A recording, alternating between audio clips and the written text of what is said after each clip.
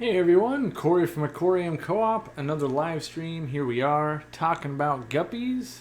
Personal favorite of mine. If you've been watching me for any length of time, you know that I am all about the guppies. So, this stream will probably go a little bit longer than the last streams, where I've been cutting them to an hour, because I probably can't stop myself from talking about guppies, unless you guys don't have questions, in which case we can stop at any point. But, I think you guys will have questions. This stream exists because someone requested it. I always tell you guys at the end, go ahead and let me know what you want me to do a live stream on. And, very few people actually take me up on that. So here's why we're doing live bears. I think we did live bears a week or two ago, and here we are doing, something like that again. So, let's see here. Where do I want to start? If you're watching me on Instagram, it snowed this week. I was pretty stoked about that. And I told everyone on Instagram, maybe it was Twitter. I don't remember what it was. Maybe it was Twitter. Anyway, check out my other feeds, Facebook, that kind of stuff. We've kind of gone multi-platform now, where we're kind of doing things on lots of different levels. So I think it might have been Twitter or Instagram. One of the two I said that I'd be giving some of these away. And the way we're going to give these away, and what these are old school. This is old school. This is like first year I was open. Maybe first year I was open. Old school ice scrapers, Aquarium Co-op branded, and it was a horrible promotion to do because it barely ever snows here in the in Washington or in Seattle. So my idea was, get these on there so that way people put them in their car and they'll be like, oh yeah, it's freezing cold, and Aquarium Co-op is super warm, so I'll go there. But it never snows here, so anyway, I've got like 16 of these left. I think I originally started with 50. And so the first 16 people to order something during this live stream, or at least after this live stream, who knows how many people will order, maybe, basically, as the orders come in, we will send these out. So maybe if you're ordering this on Tuesday, we haven't had that many orders. Unlikely, but there's always a chance. And I could find some more. I found 2 more, so maybe I have 18 now, I think. I don't know. I can always find more. So, to encourage you guys, I made some discounts. The discounts this week were, I put Aquatop Power Heads, Hikari Algae Wafers, the Aquarium Co-op Brine Shrimp Freeze Dried, Wonder Shells, and Bio Rings, all 15% off. So, if you guys need any of that stuff, you can go ahead and order it up. And then there was also, on Facebook, we had someone leave a super nice review on the website about their Phoenix Stingray Light. And we liked it so much, and they provided pictures, that we decided to share it and things like that. And so the gentleman's name was Nathan. And so if you put in Nathan Review, you get 12% off the Phoenix Stingray Lights. So that's pretty cool. We're going to do that all the way till I think Christmas or so. I'm going to type that into chat just in case people want to use that code. So anyway, and on top of all those other things going on, free shipping at $100 or more, so it's pretty easy. But that's all I'm going to say. I might remind you guys about the ice scrapers, because I'll probably never ever make these again, and someday someone will show me one in like 10 years and I'll be like, man, that was one of my biggest mistakes. Anyway, let's start grabbing questions. What guppy breed is in high demand? Usually solid colored guppies. So let's say you got a blue one, you got a black one, you got an orange one, you got a red one, you got a yellow one. All the bold colors typically, because that's what people do. The general public goes, ooh, I don't have a blue one yet. Ooh, I don't have a red one yet. And so they want all of them. Yeah. Can we do nanofish in the next live stream? Possibly. Leave a comment on this when it goes live, so later. And because I can't write it down now, but I usually, when you guys give me ideas and stuff, I try to write them down. And then I just look at it and go, what are we doing this week? Okay, someone requested that, we'll do that. And the reason why I'm kind of doing guppies also is on Wednesday there's a video coming out. I got 5 new strains of guppies, and they're all, well, I won't say all of them, but a lot of them are from ATFG, All Thailand Fancy Guppies, so they're nicer strains. I also put the down payment, so I think I spent another 130 or so for 2 more trios from ATFG, so that'll be coming down the pipeline, but they don't even land in the country until after the first or second week of January, so had to prepay on those ones. Will I get a saltwater tank? Maybe for guppies, but unlikely at this point. I keep getting tempted. One of my employees is starting to dabble in saltwater again, and I talked to him about it, but unlikely at this point. Have a sale on Easy Green? Not today. My guess would be sometime around Christmas, though. Maybe that'll happen. Not saying it will or won't, but people seem to like it when I put that on sale. Let's see. Explain the difference between Endlers, Livebearers, and Guppies. Technically, they're two different things, just like Swordtails and Platies are. The main difference, if you were looking at wild ones, there's not a lot of difference. You'd be going, okay, they look like almost the same thing in the wild. Now, in the hobby, what they become is Endlers, Livebearers typically are like a smaller guppy, smaller males, smaller females. And guppies have been highly bred to usually get bigger and bigger tails and all that. And so, in the hobby, big, bold, colorful, big things are guppies. And then usually less colorful, well, maybe not less colorful now. We've got a lot of colorful varieties, but smaller tails. And I think it's almost, we basically have gotten rid of pintail, spadetail, all those other types of guppies that used to have small fins. And we've just bred that all into Endlers, and then guppies pretty much now are all Delta and Moscow and umbrella tail, all the big tail varieties. So I think that's a practical difference where the real difference would be they're completely different species. One was discovered by Mr. Endler, the other one is So yeah, I don't want to go too far into that because I don't find it that interesting. So. How many females for 3 male guppies? I personally would do bare minimum of 6 females, but I usually like to have 3 females to every male if I can. Let's see. Let's grab more questions. Hey, I plan to breed guppies. What to do with extra guppies?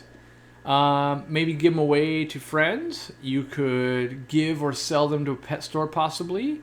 You could use them as feeders if you had some predatory fish or had a friend or a turtle, those types of things. Those are most of the outlets. You can also, let's say you just want to keep guppies and you want them to breed, but you don't want a whole lot of them. Maybe keep them with dwarf frogs and stuff like that. Real good meals for them without way overpopulating too fast. Paul Martin says, guppies seem to be very common, yet what is a premium guppy? Does it have to do with colors similar to koi? Kind of. Like with koi, you're typically judging the fish on that fish's individual pattern, okay? With guppies, typically you're paying that premium for the genes of, oh, look at this extra big tail, or this color, or this trait, which might be the big pectoral fins in Dumbo, or an extra big dorsal fin, also known as like the thumbnail or thumb dorsal, or there's also the ribbon fin gene, where it basically looks like little pieces of ribbon are the pectoral fins that hang down, kind of like a gourami. There's also swallowtail, which I can't stand the swallowtail look, and it looks like, so if you had the guppy tail, like let's say this is the peduncle guppy tail, and you've got these rays coming out, right? Normally on a normal tail, those will all be filled in and look great. On a swallowtail, they're all very short, but all the rays stick out. So it almost looks like the fish has been chewed up to me. But I think people like it because it's rare, right? And so the premium guppy is mostly you're paying for a designer price. And if I like to explain things a lot, as you guys know, by talking about other things we're more familiar with. So if we talk about dogs, dogs are very, very common. And most people just have, I would say, a generic dog, where it's like, oh yeah, here's my yellow lab, or my chocolate lab, or my chihuahua. But then you've got people that really start to like certain dogs, and they go, oh, well, here's my purebred. Oh, here's my AKC registered dog. Here's, and there's, so in the guppy world, buying from, let's say, like ATFG, it's a known breeder, and the breeder's known to produce decent fish and things like that. Whereas if you just say, well, I got mine from Corey, unless you know me, you don't know the quality. And so that's the premium guppy lines. But that being said, a good-looking fish is just straight up a good-looking fish. And that's how things become premium is, you're just playing around your tank, and one day you make something that looks awesome, and then someone goes, wow, that's awesome, I want to own that. And if a couple people start working with it pretty soon, have you seen this new guppy that's around? That's kind of how they come to be. So, yeah. Are any brackish live bears similar to guppies?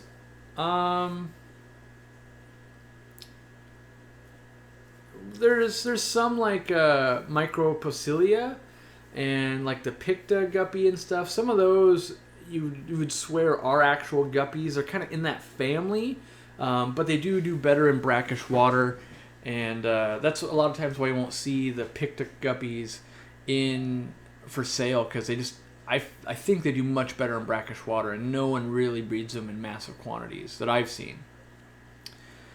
Let's see here.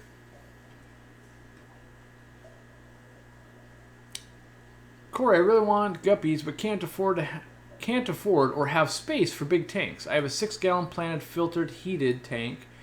Can 3 males live in a 6-gallon?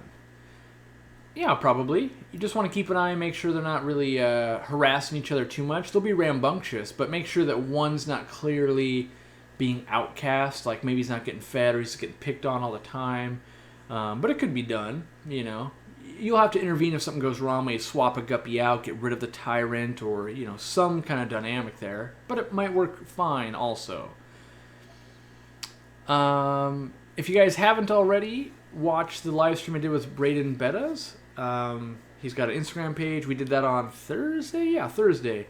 Talked all about bettas, so that was fun. And that reminds me. If you guys want to do something like that with me, send me an email, and we'll go from there. Now, after we had Braden's live stream, a bunch of people got in contact with me, except not a single one of you emailed me. So that's usually the first strike, is like when you're not following the directions, because the way I need to interact with you, I need to interact with you through email. I need your email to set up the live stream. I need to have a good contact point that's actually going to get to you. I don't want to have to dig through, the 700 YouTube messages I get a day to go, oh, there it is, let me make a comment, and hopefully they'll find it. So, if you actually want to be a part of this and come on the show sometime, email, we'll work at it. It takes some setup. We got to make sure that everything works correctly. So, yeah. Corey, can you talk about some of the common issues, parasites in particular, and treatment, which afflict most chain store guppies? That's a great question. So I think the first issue, in my opinion, is that a lot of guppies will come in and, they come in from overseas. So you got to kind of understand where these fish are being made, and then you can understand how are we going to help them. So they're being made in other countries, and fresh water can be more scarce or more expensive than ocean water.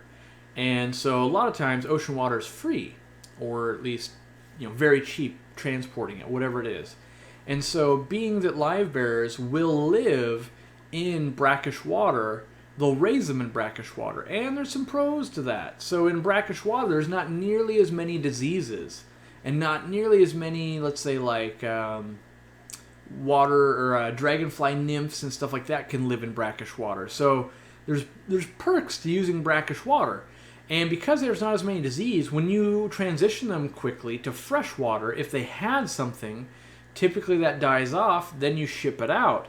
The problem is that fish has lived its whole life with all these extra minerals from salt water, and it's the minerals that are the key part there. Higher pH, and then lots of trace elements, lots of calcium, that type of stuff is in that water. Then they land in fresh water, which their fresh water probably still has those minerals. But then we ship them to the United States or wherever we're going to ship them to, okay? And if they land in, let's say, part of Texas that has super duper hard water, there's no problems at all. But if they land, for me, in Washington, we have very soft water. They don't do well in that. And I'm finding out more and more parts of the country actually have the same problem. I used to think it was just like us and Oregon and some places here and there. Now I'm finding out lots of states actually have this. Even though they're hard water states, they'll still have pockets of very soft water. And so that's where their kidneys and things like that just start shutting down. They're just raised in the certain water, and then it's just this big shock on the whole ecosystem. That being said, they also got shipped with sometimes meds to sedate them through transit. They're also really overcrowded, and so we're creating situations for them to be sick. And so by the time they land at a chain store, or even my store, if I'm buying them from a brackish water breeder, there's going to be problems. It's going to take some work. And that's why some people say, well, they do better with salt in the water. Well, the salt helps start fighting off some of the diseases and the parasites, but it doesn't fix the hardness issue. And so I would say the first thing we can do for guppies that are going to come in from any store really is harden that water. And you could do it with tiny amounts of marine salt. You could do it, and when I say tiny amounts, like a teaspoon per 20 gallons of water. Like that'd be a very small amount. You can use things like Seachem's Equilibrium. If you already have a planted tank, maybe you're already using some of that. You can use things like limestone, not crushed coral, but like limestone, Texas Holy Rock. They dissolve really slowly though, so you want to actually have that dissolving for maybe a couple of months before you introduce the guppies. Or you can use something simple, and that's why I put them on sale tonight, would be those Wonder Shells. They're pretty much 98% calcium with some other trace elements in there, and they're only going to harden that water. You can also use some other things like certain types of chalk, but you want to make sure you're getting, like pure chalk, not anything that has like anti-caking agents and all that kind of stuff. But that would be the first thing. Get that water nice and hard like they're going to be used to. The other thing, because they're in cramped conditions, they tend to get fin rot and other bacterial infections a lot more, okay? So that's why I use erythromycin. That would be my go-to there, is treat them with erythromycin. I personally have found in my store a tank of guppies that doesn't get treated with erythromycin is like a 90% failure rate always. They might look fine for 5 days and then fall apart days 6 and 7, but I know that when I bring guppies in from any source, if they don't get erythromycin, I'm basically throwing them away. I don't find they get ick that often, but they do get bacterial infections all the time. Live bears in general, because they're opportunistic feeders, they'll eat off the ground, they'll eat anything they can get their mouths on pretty much. They tend to be relatively prone to internal tapeworms. And that can be just a basic tapeworm that something like General Cure takes care of. It can also be, every live bear's worst nightmare, and that would be the Camellinus redworm. And that takes levamisol to get rid of, and it can jump from tank to tank to tank to tank. Pretty soon all your fish have got it, and they're all kind of wasting away, getting lethargic, dying. It can be hard for newer people to diagnose. And it's not easy to get that med and get it treated, and you got to retreat a few times. So in general, I think starting with some erythromycin and some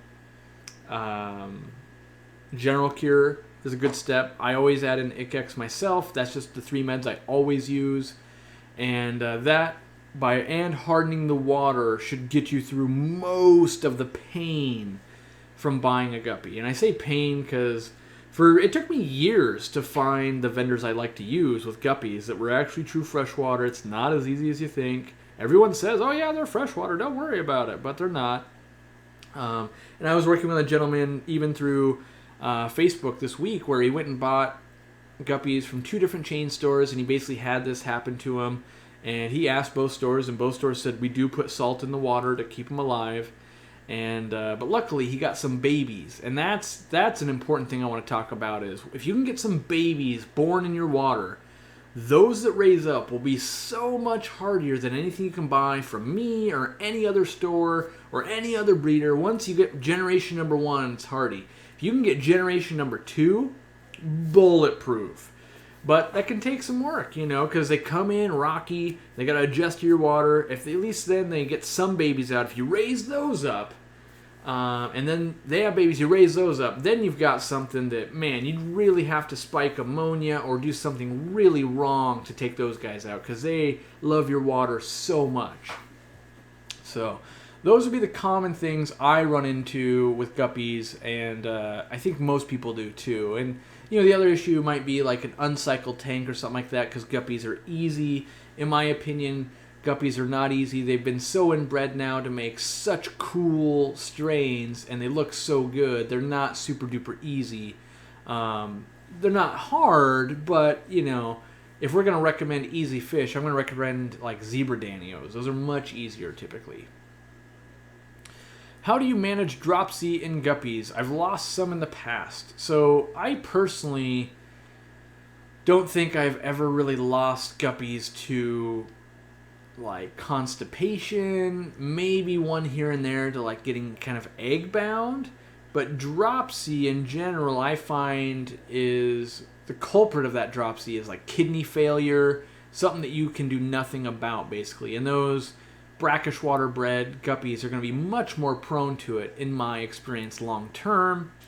I've never been in a situation where I had, let's say, 50 guppies and they all just start getting dropsy and I can't cure it.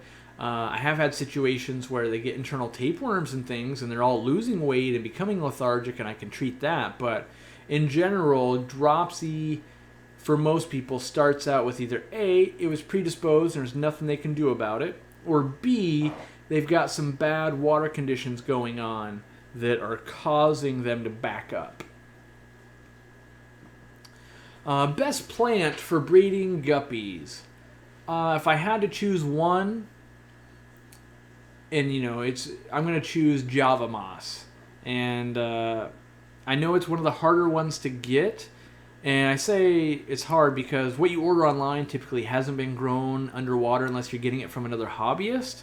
And so a lot of times people order Java moss and they email me or send me a message and say, hey, it died. And I say, well, a lot of times, unfortunately, if it was grown out of water, it's just going to crash really hard underwater. And then 6 months later, you might have a blossoming chunk of Java moss. But that's the best one because it almost doesn't matter what light you have. It almost doesn't matter what water parameters. There's so many good things about it. And it grows slow. That's another good thing, too. I like that. Because if you go on vacation and no one's feeding your tank, all your guppy grass might die.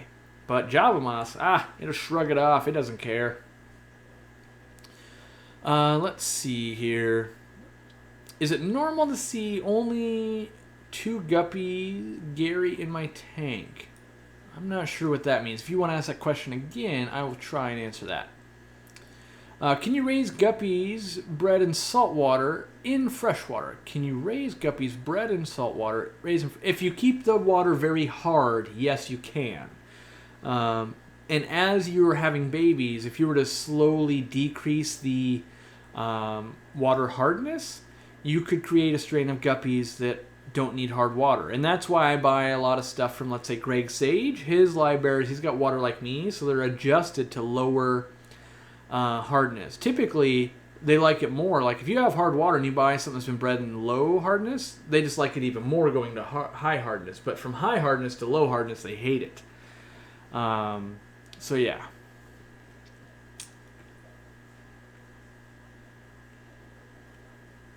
Do guppies not give birth in bad conditions? Yes and no. So if they're really stressed out, and that could be like they're in a little breeder box, could mean they're being harassed too much by 5 females, there's only 1 female, they can reabsorb their fry to consume the energy and make sure something doesn't go too bad. If they just let them out and they all get eaten, that's a waste of resources, and nature's kind of built to not do that for the guppies. And obviously you can have complications in birth if the water quality is just in general bad, but I've seen guppies where you would look at the tank and go, oh my god, that's a train wreck, and yet the fish are thriving. So it depends on the bad conditions. If you had 87 degree water temp, you might be getting sterile bursts from the guppies because it's just too hot, or they're too taxed on their system, or things like that. So in general, I say as fish keepers, we strive for the best conditions we can offer them, and try and avoid some of the worst case scenarios. Usually if you avoid the extremes of my aquarium is so clean I can eat off it, or my aquarium is so dirty, it makes the public dump look clean. As long as you avoid those two, and you're somewhere in that middle zone, you're probably just having a great time with your fish. Corey, best profitable and beautiful guppy strain to breed. I've got a 50-gallon, and I want to throw a trio in there and let them create a colony. If I was only going to do one tank, I would do just generic guppies, where I just go and buy like 10 fancy guppies from a local store, where it's like 3 or 4 males and like 6 or 7 females, and I would just get this kaleidoscope of color and enjoy it all day long, every day. If I really wanted just to have a colony of something, the first one I ever did, I think, way back when, was the black Moscows, and that's because they were harder to get at the time, and everyone had all these colors, and I thought, ooh, black, that's... So I did what I always recommend, is what do people do when they buy stuff? They go, ooh, I got a blue one, I got a green one, I got a yellow one, I got an orange one. What did I not have at that time? I did not have black ones, so I went and bought black ones. And that's what you typically do, is you buy what you don't already have. So black Moscows I enjoyed a bunch. In fact, that's one of the strains that I'm having come in from ATFG. So that'll be fun. I'm excited about that. But pick a strain you like. That's what you should do, is you should just go and just nerd out on guppies, let's say on Aquabid or your local fish store or Facebook forums, and just go, oh man, turns out that's the guppy I have to have, and get that, and then breed it for a while, and then hopefully recoup the money from it, and then go buy another trio of ridiculously expensive fish. I think the most I've ever spent at this point is about $250 for 6 small juveniles. Before that, I think it was $120 on 6 half-inch fry. That was the see-through guppy strain when it was brand new. But it's all, if I sit there and I watch those guppies for 100 hours, I saved so much money. You might spend $20 to go watch a movie at the movie theater. So it depends on how much enjoyment you get out of it. If you spend $250 and you only spend 1 hour looking at it, that's a bad return. But if you spend 250 hours, it's the cheapest entertainment you've bought in a long time. So that's how I look at high prices, when it's going, oh geez, you'd have to be insane. Well, I am insane for guppies, or just enjoying them. Let's see.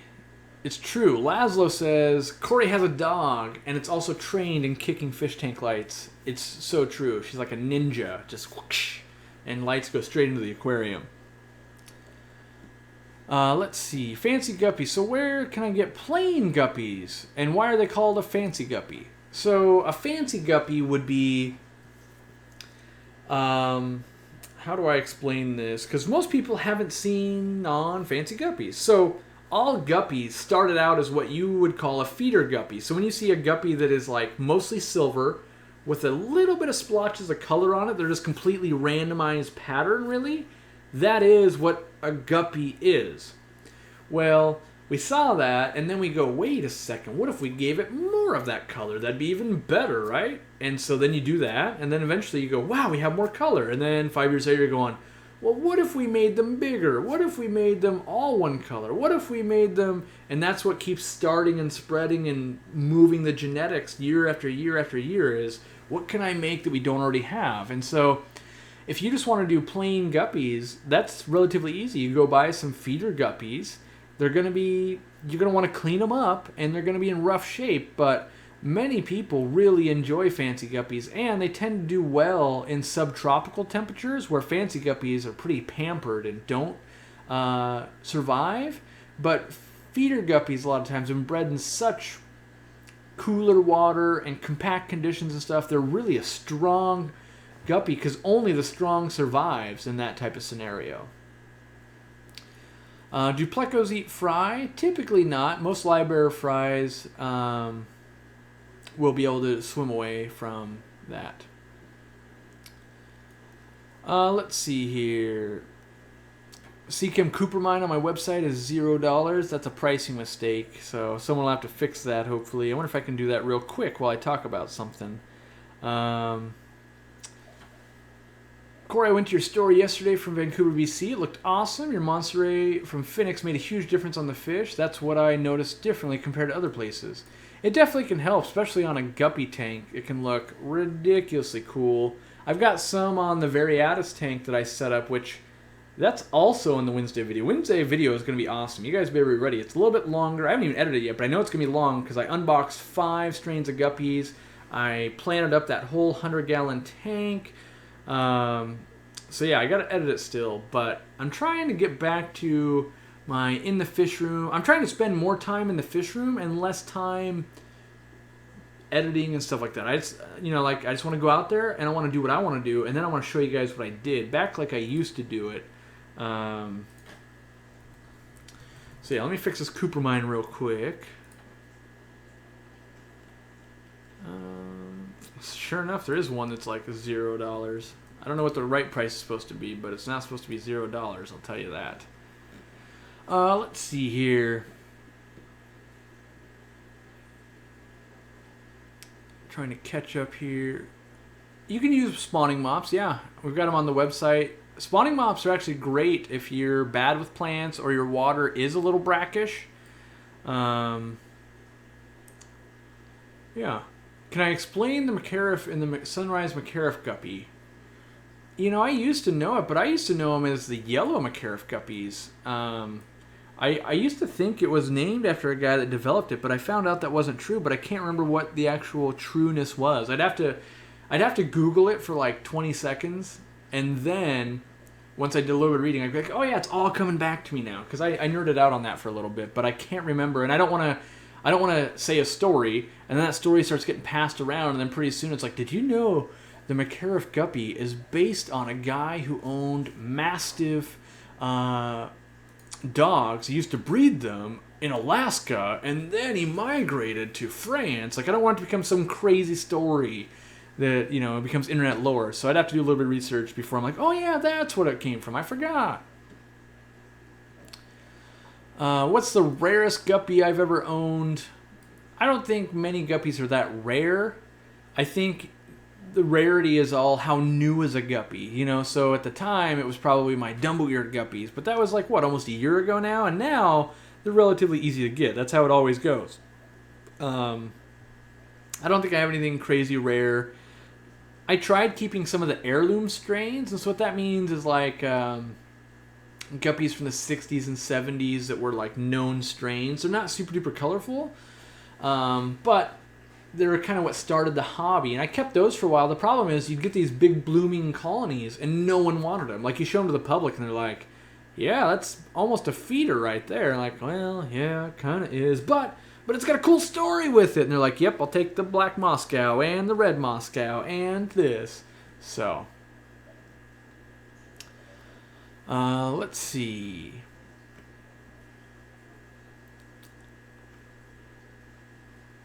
What type of guppies do buyers prefer?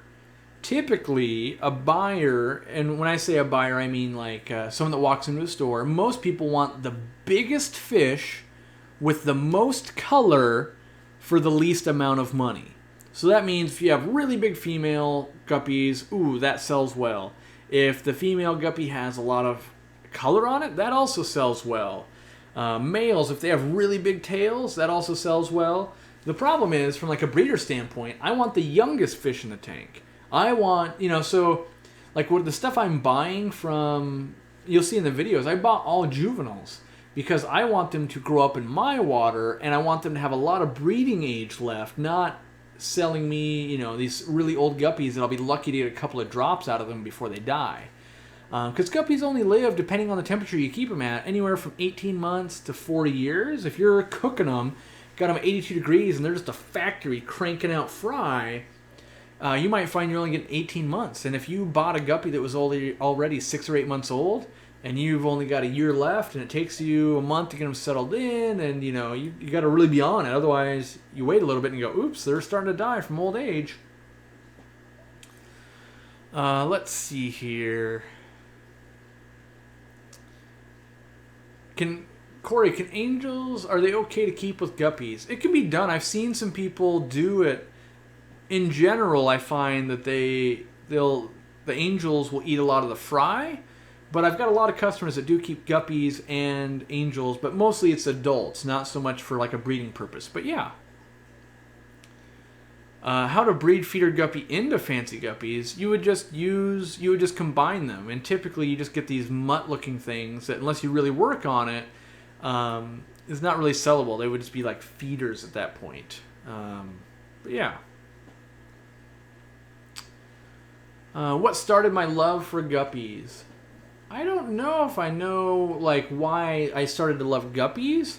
I know that my love for livebearers started with black mollies that had babies in my tank. My first aquarium ever, my 65-gallon. That was mind-blowing. And I did the classic thing where it's like, I need all the foods, I need all the things, I got babies, I gotta take care of them, this is magic.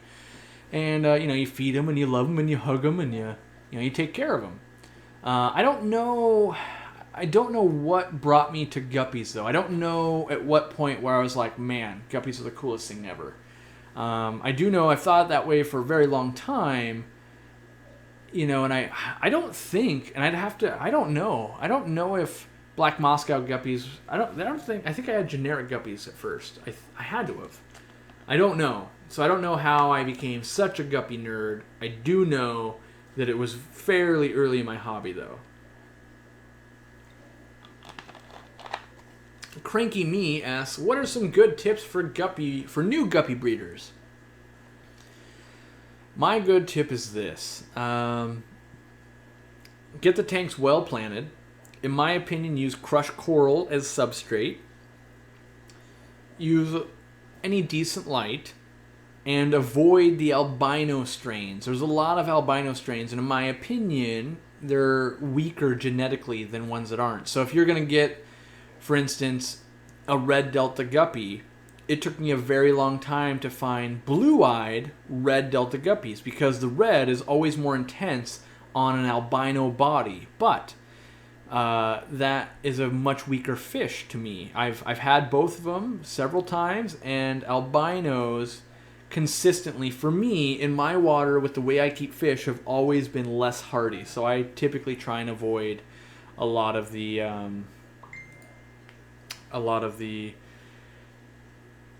albino strains. Let's see here.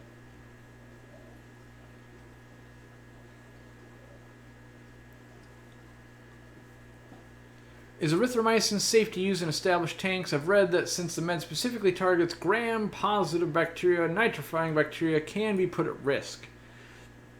In my experience, it is safe. And in like Wednesday's video, you'll see that all of my tanks got dosed it when I brought in my new fish. I personally believe that most of the nitrifying bacteria that's available, at least in my aquariums, at my store, all that, are resistant to bacteria or to erythromycin, because I don't find I get that many problems. And I addressed this more in the video. I also run plants and stuff, though, so that's a lot of my biological filtration anyway. So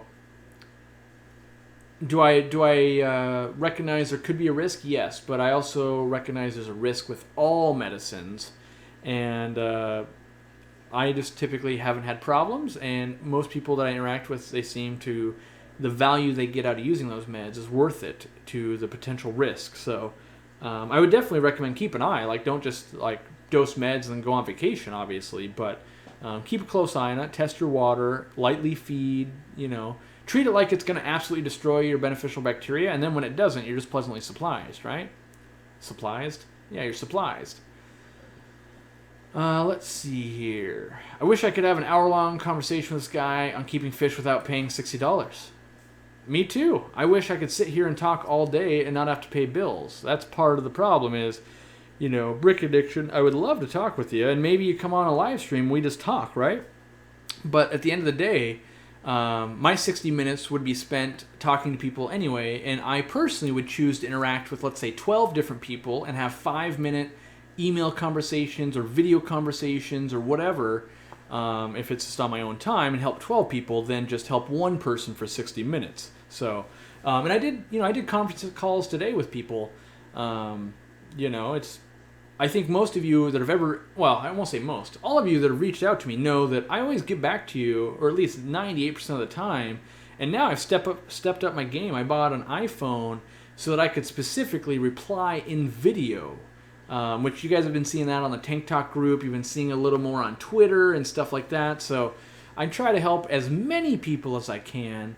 And I realize that some topics are more in depth, but I can't really spend, like people all the time, they do this. But, because right now, I'm getting off on a tangent. I hate that. But like right now, for me to be here talking to you guys, I'm paying $30 an hour, plus more tax and stuff, really.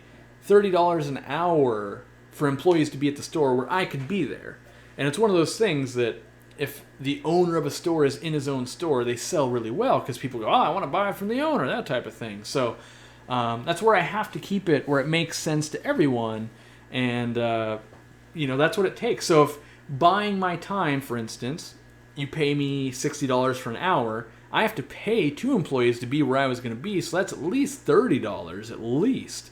And being that you get to say, oh, by the way, that hour is going to be Tuesday at 4 o'clock in the afternoon, it's not like I instantly just like click done on the video and I'm transported into my store and I can be working again. So, but in general, I answer lots of questions for people. You could have that 60-minute long conversation. You just got to break it up over the course of like a month. 2-minute conversations each day. I'll answer a question, that type of thing. Let's see here. What are the most common guppies now? I think it all depends on your location, right? I feel like some strains that were really rare. So here's what happens. It's like anything else. Something's rare.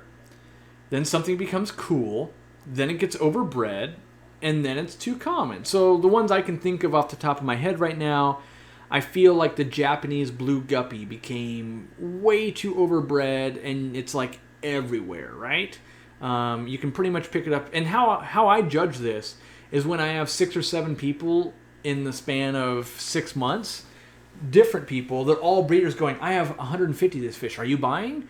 When that happens to me, I know market's super duper saturated. For a while, it was panda guppies. Panda guppies were everywhere. Now they've kind of waned back. I still have them because I just like them. That's the important part. If you buy fish that you like, whether or not you can sell them doesn't matter. But the minute you have a fish you're keeping because it sells well but you don't like it, you'll get rid of it going, no one's buying it anymore, I'm out.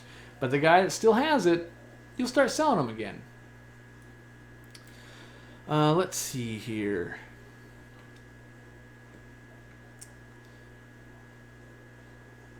Man, Chloe, it seems like every time I scroll down, I see you talking about everything except for your actual question. I know from reading the people around you, you've been typing in caps locks and stuff like that, but if you just generally asked your question every 10 minutes, I would probably legitimately get to it. But there's so much talk about, don't abuse your power, it's not cool, that type of thing, that I actually can't find your question. So if I see it, I will answer it. I don't willingly skip people.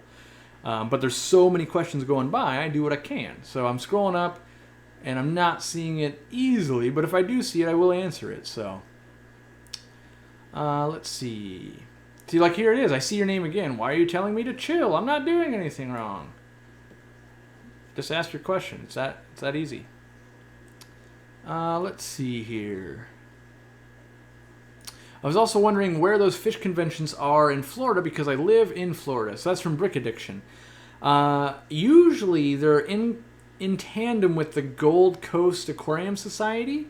The last one I went to in Florida was in, not Miami, Fort Lauderdale, Florida. Yeah. So look up the Gold Coast Aquarium Society, and I know they have meetings and stuff like that, but they're pretty active. They're a pretty active group from what I can tell. They seem to be all over the place. So Christina Sanchez says, what should I price my guppies at? Christina, my best advice would be to go to my Breeding Fish for Profit series. That kind of goes over how you should be pricing fish. It depends. Are you selling as a retailer? Like, do you own a store? Are you selling to a retailer? Like selling to the store? Are you selling to people on Facebook or Craigslist?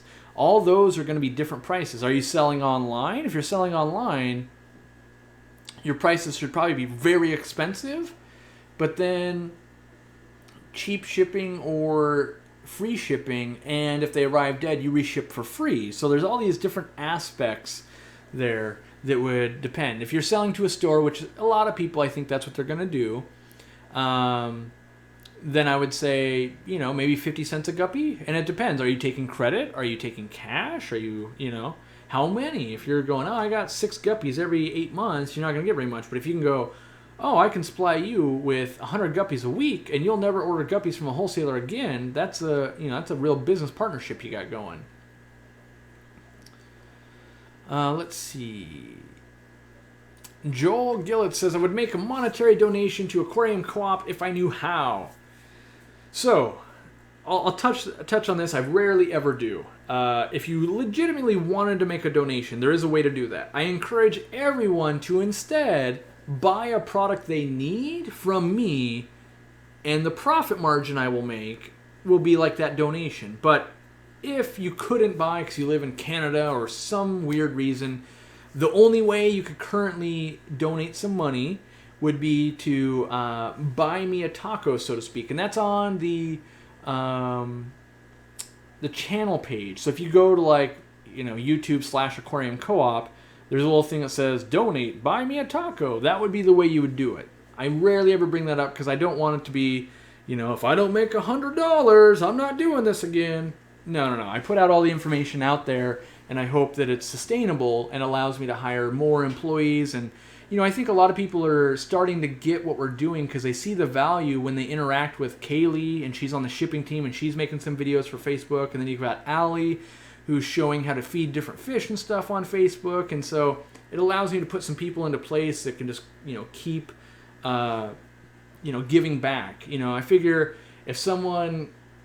Well, I adhere to the Gary Vee logic of give 51%. I'm always trying to give more than I receive, and that will make sure it continues going on forever.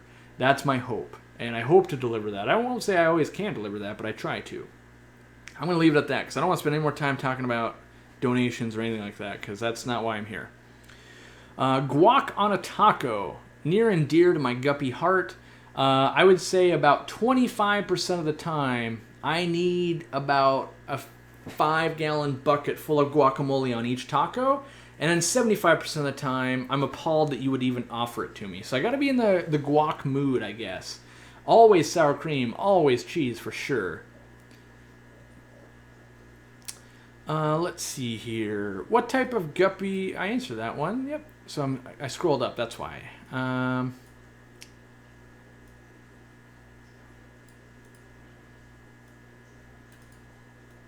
How do I get Dumbo-eared guppies from the Human Pleco?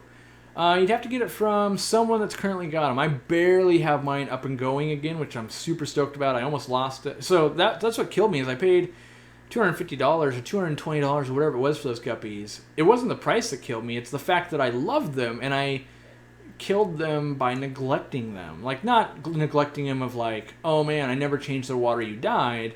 But putting them with the wild-caught orange laser cories and then not paying attention to them, I watched all the fry dwindle. And by the time I went to like save the colony, I had to take like 20 or 12 fry or whatever it is and raise them up. They're this close to having new fry again, which is great. I'm just sad that I let it get to that point. When you love something that much, like, how did I let that happen? I love these things. Let's see here.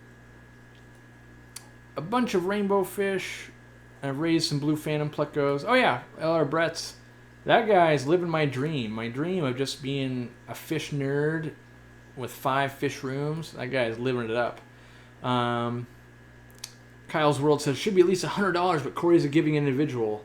I want to focus on the giving part. If you guys don't already know, which you probably should, because we've spent some marketing dollars and we've hit you guys up, but if you don't already know, you can go to the Aquarium Co-op website. There's the Christmas giveaway. We're going to be doing that on Christmas. I'll probably, don't hold me to this because I don't know if the software is going to work and everything, but we'll probably pull some of the names live on the 8-hour live stream we're going to do.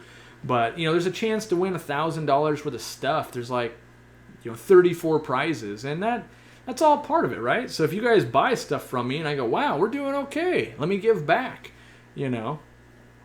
So yeah, go there if you haven't already, and you get points for just like, you put your email in, you get some points. If you're a subscriber on YouTube, you get some points. Like most of you, I would assume, are already subscribing, so you got no reason to do that, or no reason not to do that. Nina says, what is the best substrate for guppies, sand or gravel? For guppies themselves, I don't think they care. I do think it's important they have substrate because that builds up an immunity for when their tails actually touch it, where something that's from raised bare bottom and then, let's say, lands in a fish store's tank that has gravel or someone's home that has gravel, they can get extra bacterial infections. I personally love crushed coral. In some of the tanks I'm setting up, I'm using some black aragonite. Anything that's going to help harden that water or buffer that pH, one of those two for me is usually what I'm wanting to use. And sand isn't as beneficial to plants, but if you're only using guppy grass or java moss or floating plants, that won't matter anyway. But in general, I'm just not a fine sand guy. I like coarse sand, though. Tropical Fishwater Abode says, hey Corey, I'm thinking about getting one female fancy and one cobra guppy to breed. Have I ever done this? I don't think I've ever done just a single pair. What I do want to do, it used to be a thing back in the day where you'd set up an aquarium with just two guppies and breed it up, and I always thought any tank I ever saw that people did that, they were the coolest people I had ever seen. So like imagine if I took this tank behind me and I put in two guppies, just two, and then 3 years later there's like 3,000 guppies in there. That's really cool because that means I made them all. I raised them all. I didn't buy instant gratification. Like I put the time in, and I'm always super jealous of people that do that. And so I threaten to do it probably every 2 years going, I'm going to do it. And then I don't. I end up buying more guppies. I can't hold out. I find stuff I love. Let's see. Do I know where guppies originate from? I know some of the places like Venezuela and stuff like that, but I'm not sure all the original like collection points of guppies. Like there used to be a lot. Now they're pretty much all, I won't say extinct, but like their habitat's been destroyed, So I think they were like, and I'd have to do a little more research. I think they were like mosquito fish, where they had a lot of like wide areas they came from, but as we developed the world, they kind of went away. Not went away, but just it's not inhabitable for guppies anymore. That type of thing. Let's see here. Axel says, "I hope I win the giveaway." Me too. I hope you do too. I hope all of you win, really. I don't hope for one person or anything like that. So, Francesca, is it Francesca? I'm not sure. I apologize. Coletti. Corey, I'm 12, and I'm thinking about getting some females for my 4 male guppies. Should I? In my opinion, you should. For me, at least, I would say like 80% of the reason for me to own guppies is the whole breeding more guppies thing. I love that aspect to it, because if it's just looking at pretty fish, like pretty male guppies, I feel like there's other fish I can just look at them, but I love the fact I can make more. And what I do love is, maybe you have 4 male guppies you really like right now, but let's say you get 8 females, and in 6 months you have 50 male guppies, and they're all different types, and now you've got 10 guppies you really love. Yeah. So, Flynn asks, are multicolored guppies ever in demand? Yeah, so in terms of like premium guppies, I would say like the platinum mosaic half moons were pretty in demand. I would say, the real metric is when the average person looks at it. And here's, if you were really going to sell fish, you want to go ask people, like you would have 4 pictures, and you'd go ask someone that doesn't keep fish, and you just say, point to the one you think looks the coolest, and then write down the answer. And then go ask your grandma, and then go ask your neighbor, and then go ask people. And after you've asked 50 people, if 37% say this one right here, that's the one you want to breed, because then it's got general public appeal. You might go, all 4 of those. I was having them choose between black Moscows, purple haze mosaics, red deltas, and tiger endlers. You might go, oh, they're all cool, but for some reason the public always chooses the tiger endler. Then you're going, okay, maybe I should be breeding tiger endlers. Let's see here. Corey, I might submit a video to your viewer home show, but my light is not good. You can see the fish, but people might say things about the lighting. Should I submit it anyway? I would. I would submit it. People that, can't live with the lighting, that's their own thing. I've already been deleting people's comments about the video today where they're worried about the guy's stand. The guy can worry about the stand himself. He doesn't need everyone else to worry for him. So, in general, and this is exactly why I want to set up that environment for the viewer home show, is if we ridicule the human pleco about his light, he would never submit again. In fact, we've already tried to make it a good environment, but he's already hesitant to show it. And so we need to provide an environment for everyone is free to share. If you want people to share, you have to allow them to share and then not call them an idiot. That's what has to happen. Otherwise, people just go, well, I'll keep my mouth shut then. So, do I ship to Canada? I don't. It's too expensive. Customs are a real pain, and it takes a lot longer. Tristan says, Corey, what's your opinion on Seachem's library salt? Think Epsom salt is just as good. To be fair, if I'd have to have Seachem's library salt in front of me to read the ingredients, I don't think it's just Epsom salt. I would hope they've got something a little better in there. If you were gonna buy a live bear salt, I would tell you to probably buy like Tanganykan or Malawi, kind of a buffer mix or something like that, or even just little bits of marine salt. But the whole live bear salt thing I've never really been a big fan of because I think it's gimmicky. I think you get much more bang for your buck out of Wonder Shells or Equilibrium or even marine salt or just other things in general. Warbear says, what would I need to do for my pregnant guppy? Mostly provided a safe environment. So make it a place where it's not running for its life. Hopefully it's getting a little break from all the male attention. Make sure that your filter intake is covered so it doesn't suck up all the babies. Probably provide some cover. If she can hide out, a lot of times the babies can hide out. Those are all good things. Let's see. I'm a teenager and I want to start breeding and selling guppies to a store, but do you think they would buy from me, and how would I start? So what I would do, I know it's a broken record, but you can go to our website and go to the tutorial section. I've got 6 videos on how to breed fish for profit. It covers 75% of what you need to know to make that happen.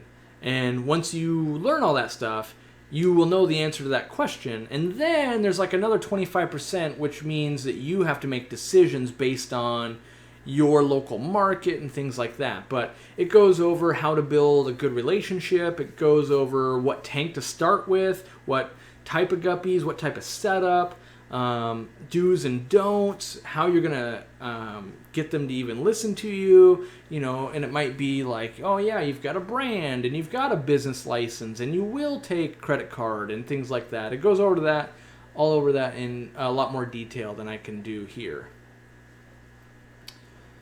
Yeah, a lot of people watching.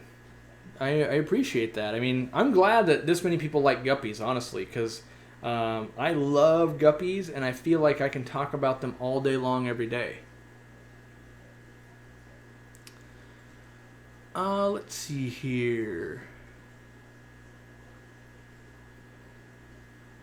Are guppies okay if they're slightly overstocked in a holding tank before selling? They all seem fine. But I'm not sure if it's okay. As long as it's not compromising the quality, as long as the animal looks fine, it probably is. You just need to make sure you take care of water quality appropriately. And it's the same difference at a store. If I have a lot of fish in an aquarium at a store, could it be overcrowded? Yes, but we're going to do things to help make sure it stays healthy for them.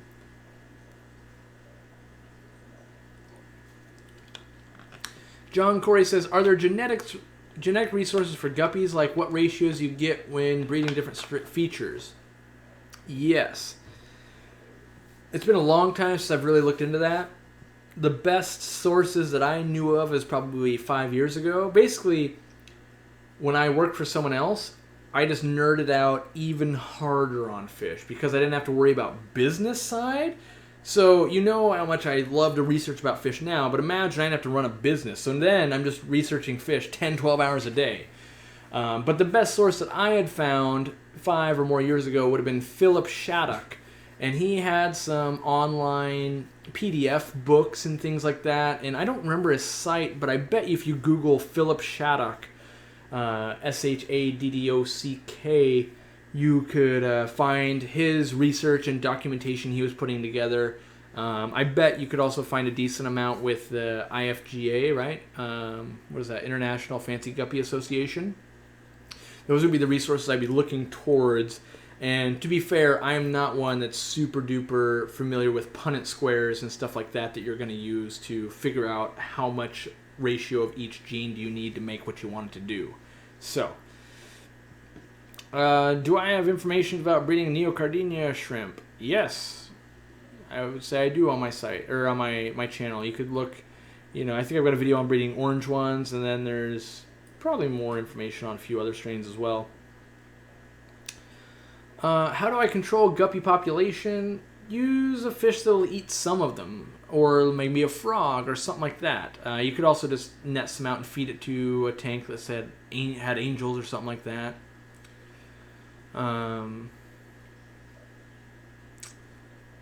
Let's see. Where would I put in the code for 15% off, Jordan says. You shouldn't have to put in a code. It should just be already 15% off on the website. Let me make sure that's working for you guys. I just want to make sure that I'm not telling you something that's not true. Yep, it is working. The code is for the Phoenix lights. Those are 12% off, and it's Nathan Review is what you would do for a Phoenix light. And you put that at the very end where it says you could put in a gift card or a discount code. DMX, I would say for bloating of guppies, start by trying to deworm them. If they might be dying from from internal worms. Guppy ponds outside. Hey Corey, how many fry can we expect in a summer?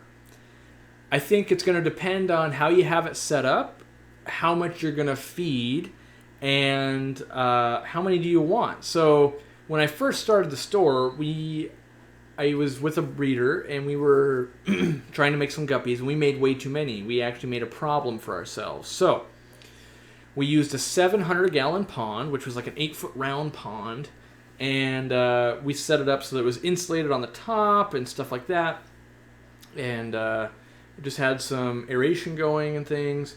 And I don't remember how many we started with. I'm going to say I'm going to pick a number and say 50 guppies in there. By the end of the summer, we netted out over 3,000 adult guppies. And the problem was there was not enough places to really put 3,000 guppies. We didn't have 800 gallons of water or 700 gallons of water inside really to handle it. So we sold them as cheap as we could. I unloaded as many as I could to wholesalers and stuff like that.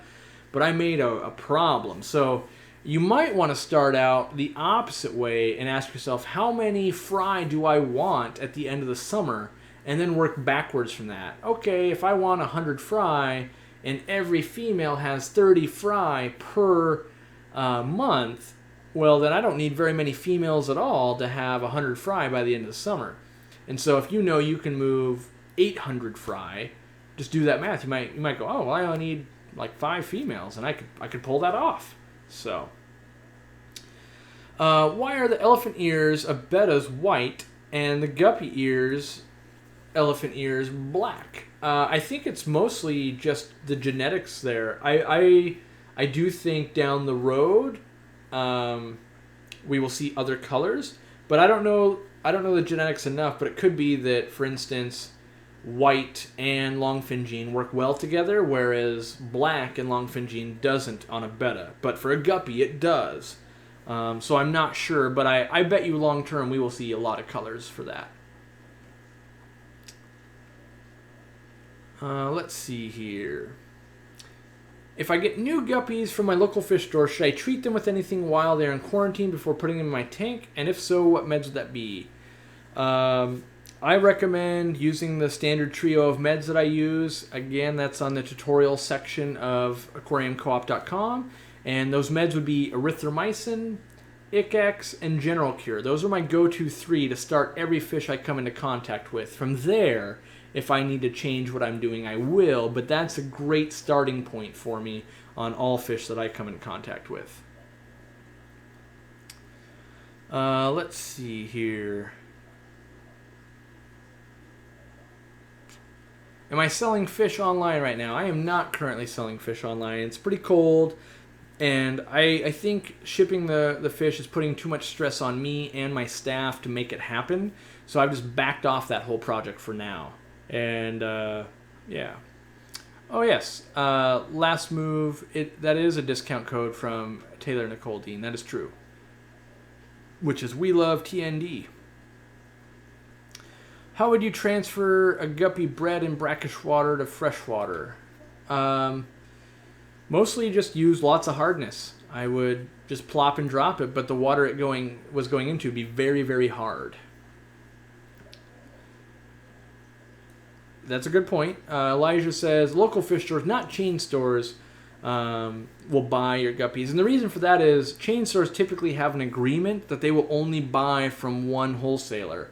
And because of that, them buying from you would actually break that agreement, and so they can't do it. Corey, is there a best alternative to erythromycin as it's hard to get in my country? Would another product contain it incidentally? You could, well, so here, let me start with this. Anything I recommend at this point, I haven't tested with those other meds I've tested, and so I don't want to, realize there's some chance there. So Maricin, for instance, if you can get Maricin, that is the only active ingredient is erythromycin, so that would work. But you might be able to use, let's say, amoxicillin or tetracycline or kanamycin. Those might work in place of it, but I have no idea how the chemical reactions will work with the other meds that I already use all the time. If tomorrow, if I was to lose access to erythromycin, my first go-to product would probably be salt. I would use salt levels to cure my bacterial infections, and I would just be forced to make sure I never did it with planted aquariums or snails. But that's probably what I would use as salt if I couldn't buy erythromycin. Let's see.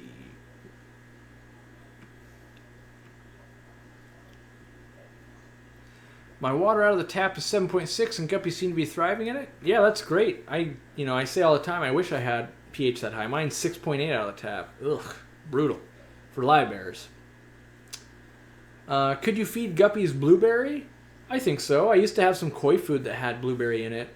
Fish seemed to love it because it was you could smell it. I don't know how beneficial it will be to like their actual absorption of the nutrients, but I think they would eat. Guppies eat almost anything, really. Let's see. Corey, I have a dove eye. If my guppy population gets too bad, do you approve of this way? I know you use it for turtles, and I don't think, but I don't have, hold on. I know you use turtles, but I don't have any. Would you ever use this dove eye for this? Yeah, I would. Yep, I think it's a great meal for a dove eye. If you had too many guppies, here's my statement on that. If you're overpopulating on one species and everyone is having a problem with it, so oh geez, water quality is starting to get bad, I think you're much better off going, okay, some of you guys go get eaten by the dove eye. The dove eye's life gets better for it, and the rest of your guppies' lives get better for it. So yeah, I personally don't have a problem with that. I do have a problem if you just go buy feeder guppies, because a lot of times you're introducing illnesses to your dove eye, for instance. But if you're locally breeding them and stuff like that, and especially if it's already a deformed one, that's a good candidate to maybe visit the dove eye. Brad Fost, are muppies sterile? So muppies are mollies and guppies that have been crossed. To the best of my knowledge, every muppy that's ever been made has been sterile. I haven't seen any for sale. And I haven't seen of anyone. I've seen some people claim that theirs weren't, but I've never seen them be able to make them and actually be able to sell them. So, can I keep gouramis with guppies and mollies? You can, but they're gonna prey on the fry and stuff like that. And it depends on the type of gourami. Some can be kind of aggressive.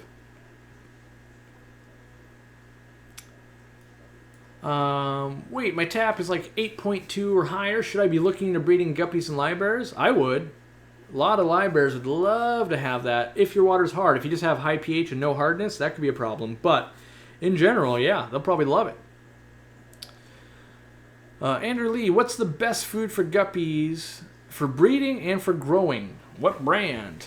If I had to choose one thing, I would say live brine shrimp would be the best, right? And probably second best is lots of frozen foods. Whether it's frozen bloodworms, frozen cyclops, frozen brine shrimp, frozen daphne, all those things would work. If we're going to dry foods, any decent quality dry food. I personally like my omnivore pellets, which would normally people say, those are way too big. Guppies love them. I like rapashi food. I like my fry food. I like flake food even. I don't think it's necessarily so important what food or brand as it is how many times you're feeding a day and how clean that water is and stuff like that. JC asks, Corey, can I keep a guppy in 6.5 pH water? Usually not. Usually they don't do that well there. If you were going to keep it that low, which is rough, endlers typically do better in softer water. They're less inbred. And then like feeder guppies can do that typically too. But a lot of the real fancy ones have been so inbred they don't tolerate that well. Paul Martin says, is there an average number of fry one should expect or plan for when giving birth?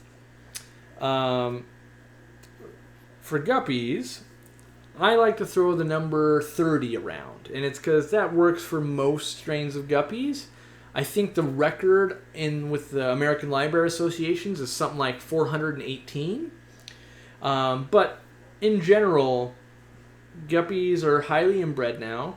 And we don't keep fish like we used to. So let's say in the 70s, we might have separated out all the males and females and not use aquarium heaters, and they only breed 4 to 6 months out of the year, right? Well, if you go through a whole winter where the tank is 60 degrees and no one's breeding, but their females are putting on fat because they're eating every day, and then it warms up and you put male and female together and they breed, they go kaboom, here's 300 fry because I've spent all this time building these nutrients. But in our tanks, the way we keep them now, keep them at 78, 80 degrees, and we let them breed every month. And so it's only the amount of nutrients they can put on in a month. So we typically get about 30. And they typically give birth somewhere between 25 and 35 days. So 30 fry and every 30 days, kind of easy to remember, right? So that's why I use that number. And that's what I generally would expect. And this is assuming that's what they give birth to. That doesn't mean that's how many you get. A lot of people go, my fish had babies, but they only had 2. And the reality is, no, they had more than 2. 2 of them didn't get eaten. That's the reality. Let's see here. Hey, Corey, how serious are you about the 2018 Go Wild Peru trip? My goal is to catch a new species of Apisto. I don't think I'm that serious at all about 2018. I'm more serious about 2017. That's this year coming up, right? Yeah. So 2018, I have no idea yet. I have to close out the year and figure out what I'm doing before I really commit to 2017. But I do want to go. I just don't know when I'm going yet. How serious? I don't know. I'm a guy that usually lets something mull around and then like, oh, I don't know how serious. And instantly it's like, oh no, we're doing it. I'm there. I already bought tickets, that type of thing. So I'm not quite sure yet. You can keep betta fish in 71 degrees. Don't know how happy it'll be though. Yeah, they're usually a little more tropical. Yeah. Will I be opening this to non-guppy questions? Yeah, maybe in a little bit. Let's see here. Do guppies eat tacos? I don't know yet. You'd think with the amount of tacos I eat that like something would have fallen into water, but I don't really eat tacos that often. I was going to say tacos over water, but that's not true. I've done it in video where I'm eating, like I was eating tacos I think over one of the turtle bins. But in general, I would legitimately think if I dropped, let's say, a piece of ground beef or even shell in there, once it softened up enough, I do believe guppies would actually eat it. Truthfully. Is Sea Chem Flourish safe for fry? In my experience, it would be, yep. Corey, I have 3 male guppies in a nano tank, the Fluval spec. I noticed some occasional aggression between 2 of them. Should I take out the aggressor? You could try it. I would see how the dynamic changes. Because what can happen sometimes, let's say you got 3 fish, you take out the one that's the bully, the number 2 becomes the bully. So, sometimes it doesn't make it better, but you could try it and see what happens. Let's see here. Hey, Corey, one of my tanks is a 10-gallon tank. It's been up and running for 3 months. It's running a canister filter, and the water is getting milky. It has 5 guppies, 1 coolie loach, and 3 red cherry shrimp. What could be going on, you could be getting a bacterial bloom. That can happen. If you have, let's say, some crushed coral that wasn't rinsed quite enough, sometimes that can get kicked up in the water and create a little bit of milkiness. But in general, a white milky is bacterial bloom, and long term it'll go away. If you're changing lots of water, that's just going to delay how long it takes usually. Like in my case, why it always looks cloudy, like even right now, even though I did a water change down to here today, as I do every live stream day, and it looks cloudy, right? That's because the acrylic on my tank is horrible. Before I got this tank, and I got this tank for free, I still thank that person for a free tank, it housed turtles. That's why there's this black line right here. They had it built up with land, and there was turtles that lived in here for like 10, 15 years. So there's infinite micro scratches from just claws doing this. And so, when I would lower the water level down, it looks quite a bit worse. And you can go, oh yeah, that's pretty messed up acrylic. But in your case, I think the most likely cause for most people is some bacterial bloom. Let's see here. Well, at the last 30 minutes, so I'm gonna make this be a 2-hour stream. So that means we got about 45 minutes left, 15 more minutes of guppies, and then we'll hop over to 30 minutes of anything. So it could be guppy questions, could be some of these off-topic questions as well. Best filter for a guppy tank. I use sponge filters on all my tanks. I think those are a great one. I think box filters are good. I think under gravels are good. I think hang-on backs with an intake sponge are good. Canister filters with an intake sponge would be good. If I wanted to get all high and mighty, I would say, well, the best filter for guppies is plants, which is true. I mean, the plants are gonna eat waste and they're gonna provide cover and all those things. Nature is amazing, but almost any of them, as long as they're set up correctly, will do really well. Can I keep guppies with tetras? Typically, if you're keeping with more mild tetras, like let's say neons and cardinals, not like Congo tetras or Buenos Aires tetras, or skirt tetras. Yeah. Guppies can live in brackish, so can mollies, I believe. I would say that's both true. How are the turtle eggs doing? Me and my wife looked at them last night. They're still just being turtle eggs, so that's all they're doing. I just looked up muppies, and they're so cute. They're so chubby. I wonder what a cross between a guppy and a balloon molly would look like. I don't know. Probably even more messed up. I have no idea. It's unfortunate they become sterile, though, because I think there could be some fun things coming out of that. Let's see. My PetSmart gets their fish on Thursday. Should I buy their guppies and mollies right when they get them in, or wait? They don't keep them right. What should I do? So yeah, I've said this a few times. I would buy them the day they come in. The less they're in their water in a bad situation, the better, in my opinion. I would buy them and instantly take them home. I would quarantine them. I would give them meds, and basically you'd be getting the experience like I get. So when those fish come in and you get them out of their bag 10 minutes after they've had them, that's just like I imported the fish. And as long as you take care of a fish, it should do well for you. Turtle Tanks asks, is it okay to leave the fry with the guppies in with the guppy parents and plant a tank that contains moss? Yeah, I would say that. You ask if it's okay. I think you've about named the perfect example of how you want to do it. That sounds great. They'll love it. Reese asks, will guppies do good with zebra danios? They could, but a lot of times those zebra danios are a little bit fast, so they get majority of the food, and then they could be a little nippy too. So, let's see here. Corey, in your opinion, is it easier to start guppy colonies in a smaller 10-gallon compared to a bigger 150-gallon tank. I have 2 blue silver and their males and 4 females. In my opinion, it would be easier to start it in the 10-gallon personally. I just, for some reason, whenever I upsize too much, I can have problems. In small tanks, I don't have problems. And I don't know if it's because I keep a closer eye because more of the fish are compact and I can look at them. But I find that I need to upsize my colonies. So if I was going to do a 150-gallon tank, I'd want to drop like 50 of them in there, and they'd probably do okay. Let's see.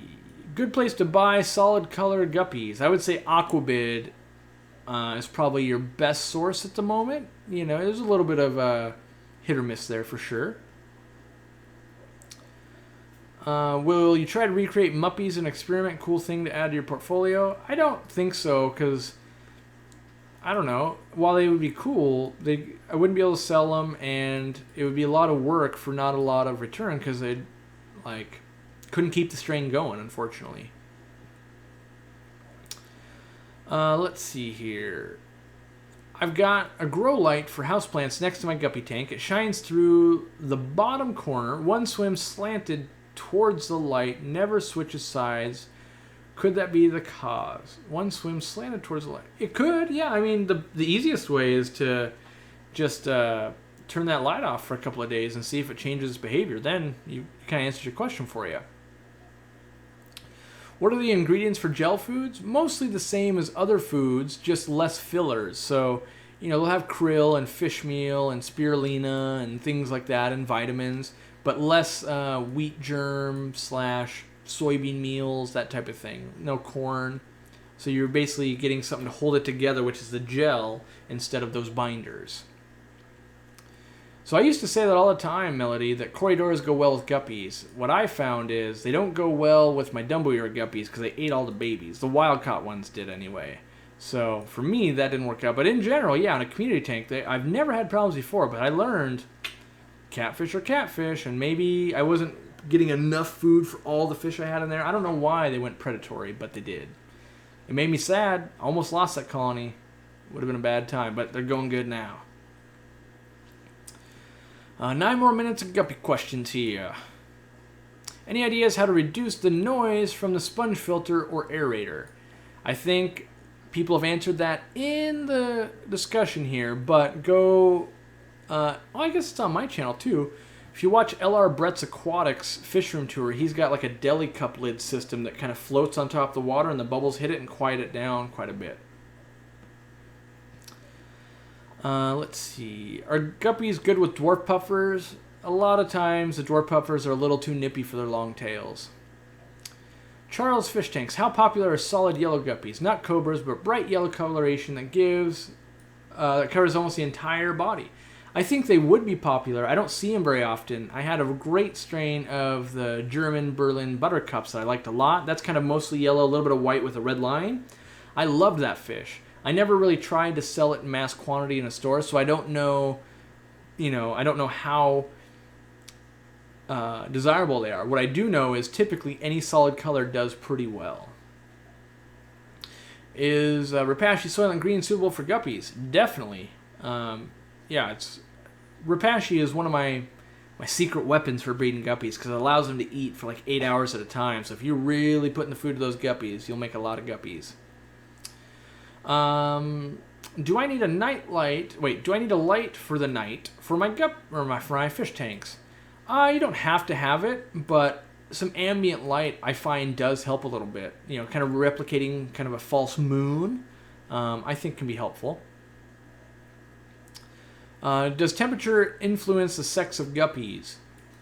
I haven't read any studies that it does. It may, but I've never noticed a difference personally. So, yeah, I don't know. Can you call me the Guppy King? No, only because while I do love guppies, the minute you start calling me the Guppy King, people are going to be like, that guy doesn't know anything about guppies. That guy's an idiot. He's self-proclaimed Guppy King. I just like guppies a lot. And, you can call me the Taco King, because if people want to go, that guy doesn't know anything about tacos. I don't really care about that, because my business doesn't revolve around tacos. But the minute that I become the Guppy King, which, don't get me wrong, I would love to be the Guppy King, people will just be like, that guy doesn't know. or that guy does stuff horribly, or whatever. He hasn't even memorized every genetic sequence for breeding guppies. What a fool! So yeah. All right. Settle down. Aaron, in 6 minutes, I will answer your question on neon tetras and hard water. I just want to wrap this part up. Let's see here. I'm having a problem with my guppy parents eating the young. They're in a 10-gallon tank, half open water, half dense fake plants. They're fed 2 times a day.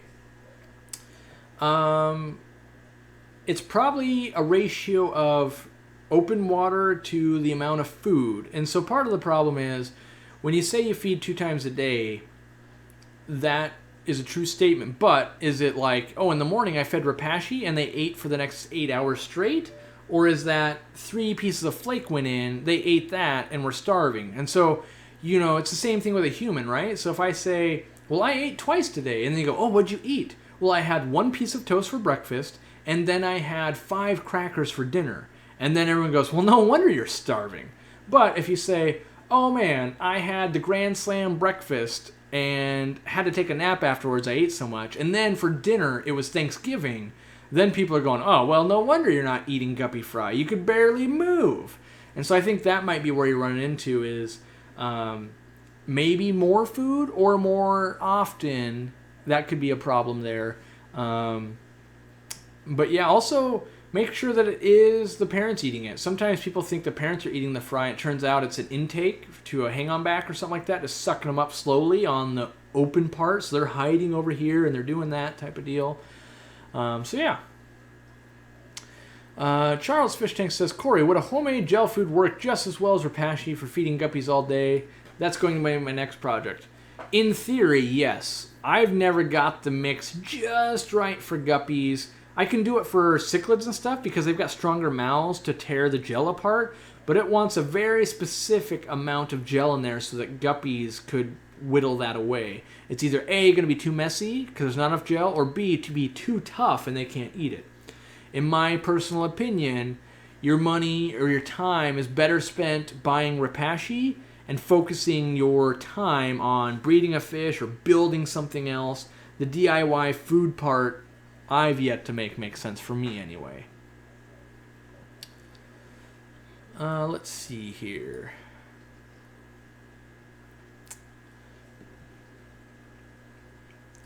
How long since putting males and females together can I expect before seeing fry? Ashton, I would say roughly the longest you could wait, probably. I mean, it's not set in stone, but let's say you bought those guppies and they had babies 3 days ago, and then you take them home. Really, you should have babies, about 30 days from now. But, if it was real stressful and they aborted the batch, like they reabsorbed them or something like that, then it could take longer. But creating a safe environment, usually about once a month, I would say. Let's see here. Think I can keep... Let's see. We've got 2 minutes, and then I can answer that question. That's about Paku. Let's see here. For guppies, do you mix the Rapashi food with a 1-to-2 or a 1-to-3 ratio with powder to water? I use the 3-to-1. So 3 parts water, 1 part powder. Yeah. Ryan McCullough says, if you want to cull out guppies, say for instance one with a bent back, but don't have anything that eats feeders, okay, what would you do with them? So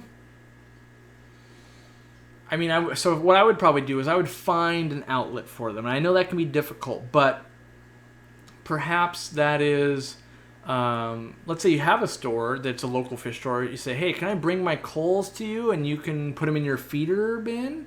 Or, oh, I see you have a show tank with that big aggressive cichlid. Do you want to quarantine these and feed them? Or something like that. But if you didn't have anything like that, I have a very hard time. I don't think I could just kill them. So I'd probably end up with some kind of like pond in my garage or something. that I would raise all these deformed fish, because I just have a feeling I wouldn't be able just to be like, all right, time to meet your maker, boom. I feel like they need to be helpful. There's lots of other breeders that have no problem doing it. I'm just a softie when it comes to that, unfortunately. How do I feed guppies if I'm going on vacation for 1 week? Tablet food? I hesitate towards tablet food because they typically binge eat at the beginning, and then there's a lot of waste in the water and things can go bad. I would say you have 2 options for 1 week. I would either A, not feed at all, and they'll probably eat just fine. They might eat their own fry and stuff, but that's okay. Or B, use a reliable auto feeder. And, yeah. Let's see here. I want to address something here that seems to be getting out of control of Brian's opinions and comments. You know, he's angry that I answered a question about tacos and guppies. I can pretty much answer anything I'd like to answer, and that kept it fun for me. And now, you know, you're doing one of those things, and I encourage anyone to do this. You can definitely vote with your wallet. If you, Brian, don't want to buy from me, that's no problem. You know, I can only give so much away, and I can't please everyone. So, unfortunately, you know, you're saying a mod has now cost me $100 a month. That's fine. You know, I'll move on. And, you know, if we can ever help you out, just let us know. All right, we are into the answer anything question stage, 6:31. So, my time anyway.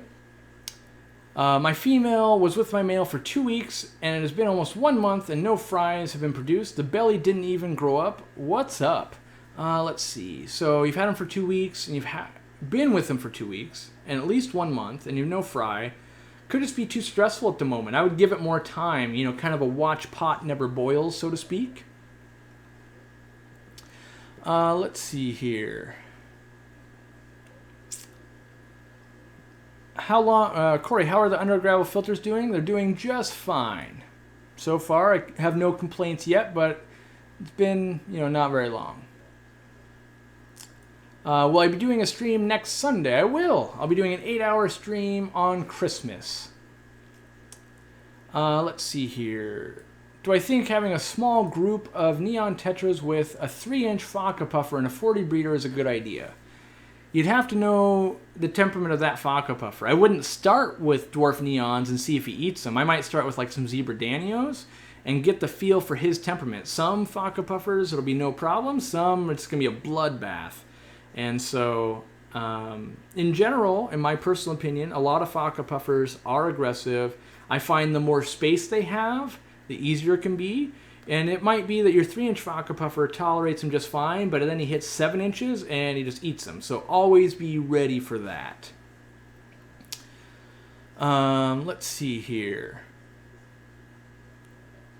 How often do I feed Sarah ONIP tabs? Not as much as I want to. Honestly, I probably feed them once a week. And mostly it's because I get home, right? And by that time it might be 8 or 9 o'clock. And I got to put my arm into every aquarium. And so I usually do it like as when I'm shooting a video or something like that. Or maybe I'll do it in the morning. But yeah, I wish I did it more.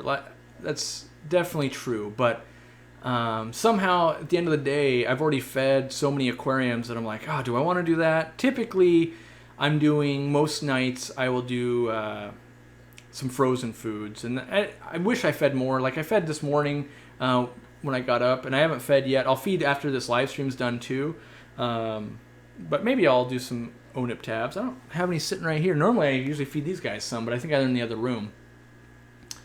How many neon diamond tetras could I keep in the 50 long tank with lots of plants, high dissolved oxygen content, a Fluval 206 filter with an intake sponge, and so far you have 13 neon tetras. 50 liters is what? 20? No, wait, is that 15 gallons? Is that what that is? Yeah, it's roughly 15-ish gallons. I think you might run into some oh wait, neon diamond tetras. Okay. I was thinking diamond tetra, the one that gets big, and I'm going, oh geez, that's going to be a huge... so you've got 13 neons, the tank's roughly 15 gallons, and it sounds like you've got a great filter and lots of plants, yes. what I would do is if you think you're close to your limit, or if you have no idea, but maybe you add 6 neon diamond tetras, and then wait like 2 or 3 weeks, a month, and test the water each week and just see, adding 6 fish, how much load did that add to the aquarium? If your maintenance schedule means that, oh yeah, it's like I added nothing, then you could keep adding more. And I think that's the best way to add fish to an aquarium where you're uneasy about it. Is see, okay, well, what happened to the ecosystem after I added 6? Oh, well, it's the same. Well, if I add 6 more, then wait another month. And if you go slowly, unlikely will you get yourself into a situation where you're just way out of control. Let's see here. Is there a difference between hornwort and guppy grass? There is. Guppy grass typically will root, and hornwort won't. It's mostly up top there. And I find guppy grass to be easier to grow than hornwort. Hornwort likes a lot of nutrients, and the minute it doesn't get them, it falls apart and all those needles go all over your tank. Whereas the guppy grass can also fall apart because it's a fast grower, but it's much easier to clean up, I find. Is Rapashi too rich to feed every day? I bet you any one food over a long period of time probably isn't optimal. I've never fed it like every day for 6 months in a row, but there's definitely been like, oh yeah, I fed it every day for 2 weeks. And I've never had any problems from doing that. So, but I do think some variety helps. Let's see. Tanner says, hey Corey, interesting question. I have a fully cycled 55-gallon tank with a gold gourami, 5 skirt tetras, 6 tiger barbs, a Raphael catfish, and I'm having a really bad diatom bloom. What do I do? If the tank has been set up for, let's say, like 3 months, it might go away on its own. If it's going to stay around for if it's been around for a very long time, I'd probably add maybe a bristlenose plecostomus to that mix. It could, hold its own with all of those. I wouldn't add autosynclus because I'm afraid the Raphael catfish might swallow it. You could probably add some snails to that mix. I just read that mix again. The snails would work well, but something to kind of start working on those diatoms for you. You could also get more plants if you don't have that already. That could probably use up some of those nutrients. But long term, changing the balance of the aquarium, if it's already been set up for a long time, is what you want to do with maybe plants or water change schedule or something like that. If it's still under a year old, it might just go away on its own still. Let's see here. Corey, I sent you an email about this. Can I use 2 Phoenix Stingrays or anything near that price to get high light on 29-gallon tanks? I'm not sure. Well, it depends on how high a light. Some people want like crazy high light. If the question is, what light could I buy to grow, let's say, dwarf baby tears while I'm injecting CO2? I think the Fluval 2.0 24-inch could do that for you. Possibly the 2 Stingrays as well. I think the Phoenix 24/7 could probably do that. I think the higher end current light could probably do that. It all depends on how high do we actually need versus what's your skill level and are we injecting that CO2 and things like that. So yeah, would I use 2 Phoenix lights? At the point where I'm buying 2 Phoenix lights, I personally would probably buy a Fluval 2.0 light personally. But yeah, that's my, because the reason why I would maybe not, like if I had a really deep tank front to back, having 2 lights is sometimes useful there, but it's a narrow tank and a 2.0 is going to do really well on that, I think, personally. I haven't kept one on a 29 though, so I can't like, oh, look at this over here that I've done, but I think it would work well. Gabriel says, will guppies eat green beans? They eat them a little bit, but I think they're a little too tough for them to really chow down. Like if I put them into a tank with 50 guppies, it takes them a few days and they'll polish them off. But if it's like a tank with snails and like plecos, for instance, they'll polish it off in a couple hours. Do I think snails will eat bristlenose eggs? Typically not really, because they'll be guarded by the parents so well, so typically I don't find it to be much of a threat. Let's see. What do you think? Should I put a blue jewel in my Africans? I don't know what a blue jewel is. I'm guessing that's some kind of hemichromous species, just like red jewel cichlids and stuff. But blue jewel, I don't know of the fish by that common name. Let's see here. Do my lights on my tanks go on during the night? Nope, they mostly shut off. I have them go about 10 hours or so. Let's see. I have a sponge filter with power head. I wanted to know if I could use an intake sponge on the part of the power head that blows into the tank, because it pushes hard to move, and it moves my goldies across the tank. Okay. So you could put a sponge on the intake or on the output, and the water's going to hit that, right? So, if water's coming out, and the minute we put something in front of it, it's going to start dispersing. It'll kind of make it go in a 360-degree pattern of mostly. It's still going to move forward a little bit, but it's going to disperse it, right? The other thing you could do there is point it more towards a wall, kind of like what I had to do. I had to turn my spray bar. It was pointing this way, and it was just too much current.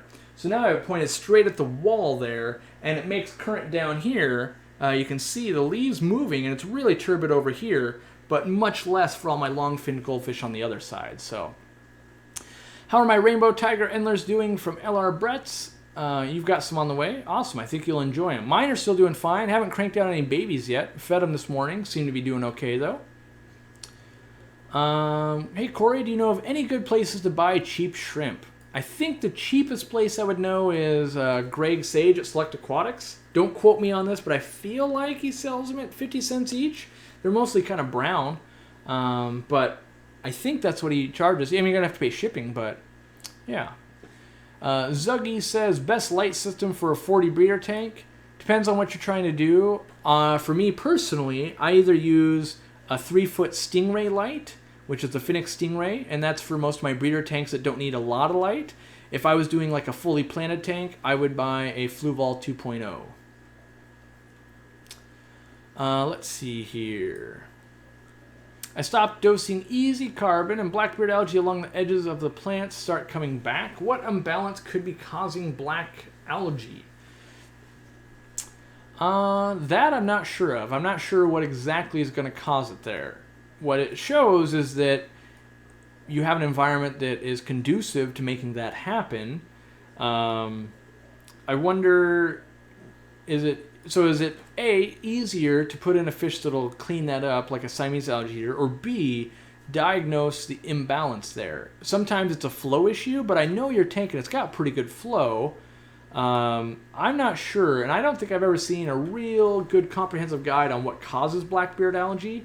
I know I've read stuff, people say it's this or that, but I haven't really seen that to be true. So I'm not sure, Honolulu Tita, but I'm more than willing to help you work through that, because I know we've been battling that back and forth for you for a while now, and I'm sure it's irritating.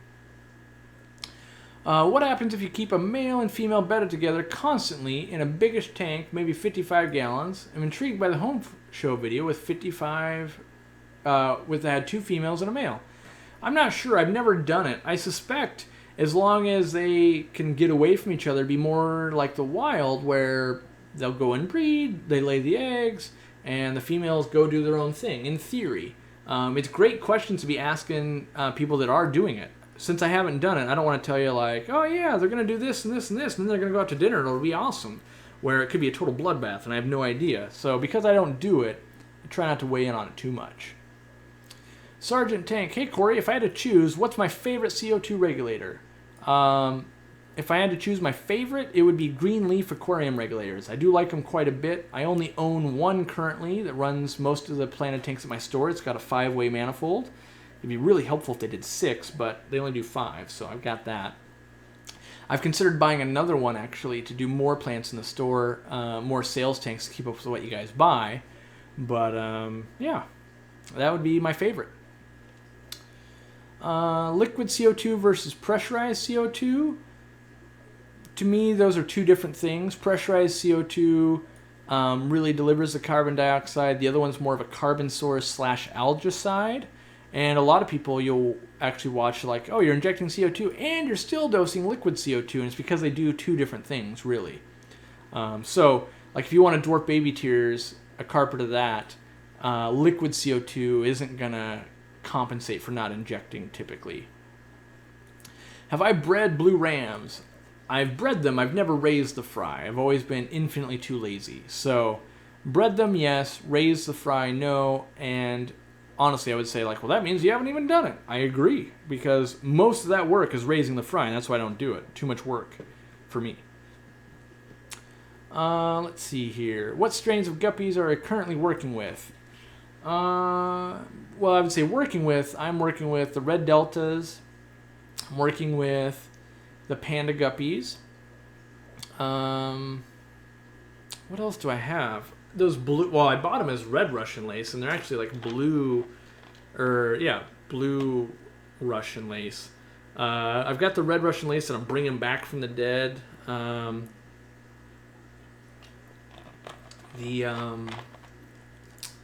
What else was it? The Dumbo-eared guppies I'm bringing back from the dead, so to speak. The new ones I just got off the top of my head, I think, are the German yellow tuxedos, I think, is what I got. I got Purple Haze Mosaic, Platinum Half Moon Mosaic. I got some freebies in there. I think the freebies were the Japanese Blues, and I think I ordered... Oh, and what did I order? It was an umbrella strain, but what did I order? I'd have to look it up. I've already forgotten. That's not good. That shows you how in tune I am. I don't even know what fish I have. But they literally just landed on like Wednesday, and I've been so busy that I medicated them, and I didn't even see them for like a day and a half. And then I fed them this morning, but I was trying to get too much stuff done. Would Lamp-Eye Achilles and Congo Tetras do well together in a 70-gallon planted tank? Caitlin, I fear that those Congos eventually will eat those Achilles, and if they didn't eat them, Congos are very aggressive feeders, and so I think it might be hard to get those Lamp-Eye Achilles some food. Brad asks, good dry foods for 1-inch fish. I like micro pellets a lot by Hikari. I like flake food a lot. You know, for as much hate as flake food gets, I find it to be a very useful feeding tool. It's not my end-all be-all food, but I do use it. It is very effective at feeding some types of fish. I know a lot of breeders use it, not because it's the best or the worst, but because they can give it, you know, like let's say you've got a tank of fish, and you've been raising them up, and some are this big, some are this big, some are this big, and you kind of crunch the flake up. It's got kind of the appropriate mouthful size for each type of fish.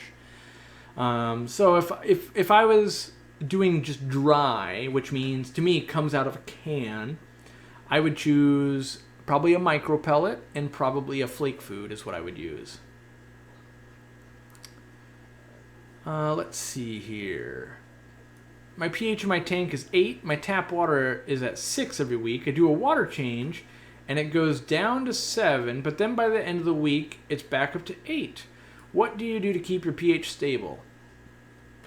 So the first thing I would check for this person is take a glass of water, fill it up out of the tap, set it on the counter, and put an air stone in it. Let that bubble overnight. If you test that water and then it's at 8.0 pH, that means what is probably happening is that your local water source is putting a bunch of CO2 into the water, so that it will pass the local guidelines of your water pH has to be in a certain range for it to be good for humans and dogs and stuff, right? So they're going to manipulate that a bit. But then, as that gas is off, it would rise up to whatever it was. I would check that way. I know some municipalities and stuff, they'll use a chemical to do it, but that's where I'd start looking, because it's very weird that your water is that acidic, but then it gets that high after the course of a week. I mean, if your tank is all crushed coral and stuff like that, but typically crushed coral only brings it to like 7.6 at most, and you're already at 8. So I would start looking from there. Let's see. Turquoise jewel. Okay, yeah. I've heard that any jewels are not necessarily cichlid compatible with Africans. Well, if we want to get nerdy and technical, technically jewel cichlids are Africans. They're just West African. So they're more like out of rivers and things like that. And you've got things like the 5-star general cichlid, and you know, most of them are pretty nasty. Most of them are pretty beautiful, though. That's the problem, is they look so darn good. But if I had a friend asking me about jewel cichlids, I would say set up a species tank for any type of jewel cichlid you like. You'll enjoy them, but when you start mixing them, that's when usually you start to stop enjoying them. Like, oh, geez, it's a bloodbath. What am I going to do? So, yeah, that's why it's hard to get rid of jewel fry, even though they breed so easy. Let's see here. Any good heaters I recommend, specifically on the smaller wattage? I'm trying to think of like a 25 watt heater. I don't know. I don't know that there is. I don't know that there's one I really, really recommend over another one. They're all pretty mediocre, I guess, is how I feel. And so you're trying to find what has at least decent warranty versus the dollars you're going to pay.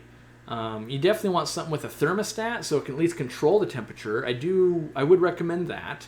But, you know, I don't know, are you really getting lesser of a product with Aquatop or Cascade versus Fluval versus, you know, you're going to, price is all relative. So how sensitive is the stuff? Ideally what you would do is pick like a 25 watt heater from almost any company and then use a heater controller outside of that. But then you're going, well, it took me $70 to heat up the 7-gallon tank. Well, not that reliable. So it's a how much money to safety ratio do you want to invest, I think. Mrs. BK Boom says, setting up a tank for my mother. It's a 10-gallon, no live plants. It will have a sponge filter. How many guppies would I suggest? I personally would set it up with like, it's a 10-gallon. I would do like 2 males and 3 females and let them breed. I'm assuming you're going to have fake plants in there.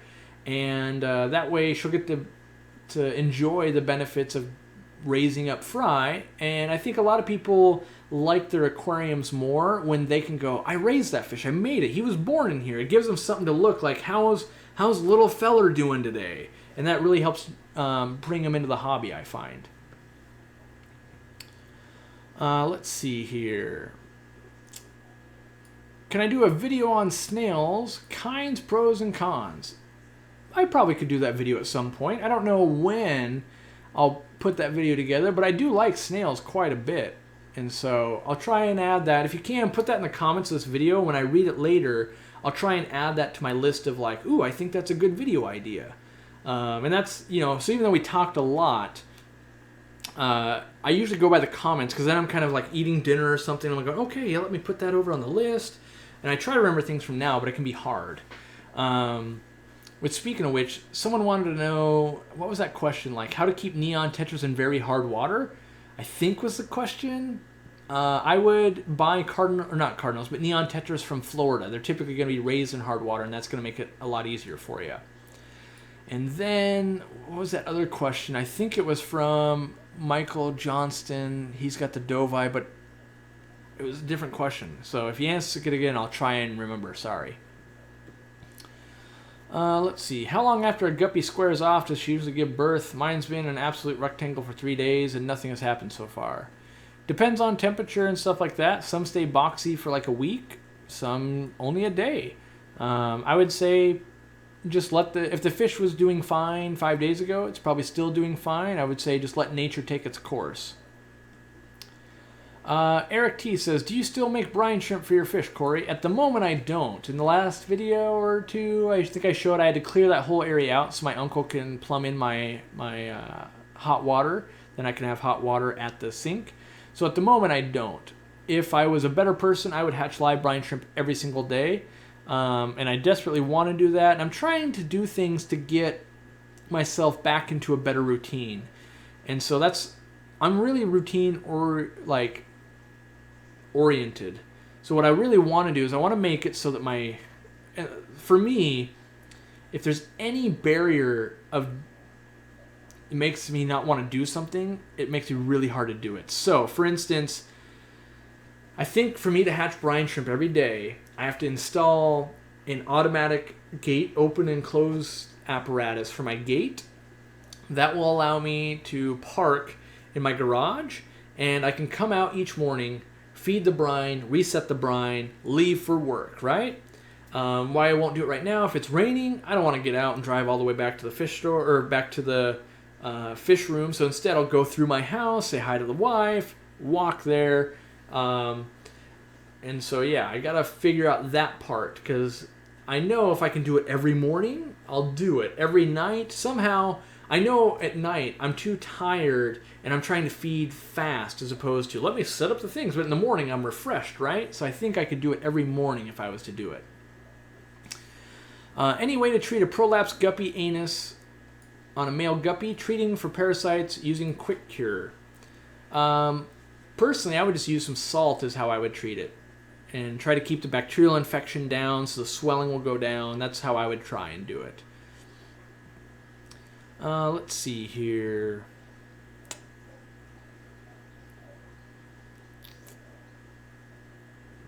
Just trying to find some questions. Opinions on pothos and hang-on-backs. Where can I find some that are plant safe? Where can I find some that are plant safe? I would just get pothos. If we're talking where you can get the pothos, just get it from Home Depot. If you're local to me, just come into my store. We'll clip you some off and give you some. But what you got to worry about with pothos is long term. Let's say 2 years down the road, if those roots grow down into the impeller, it can kind of kill the filter. So keep an eye on it. Check on it every 6 months or so, and just make sure it's not getting out of control. Let's see, Corey, do I use worm cultures like vinegar eels? Not really. The one that I used to use all the time was microworms.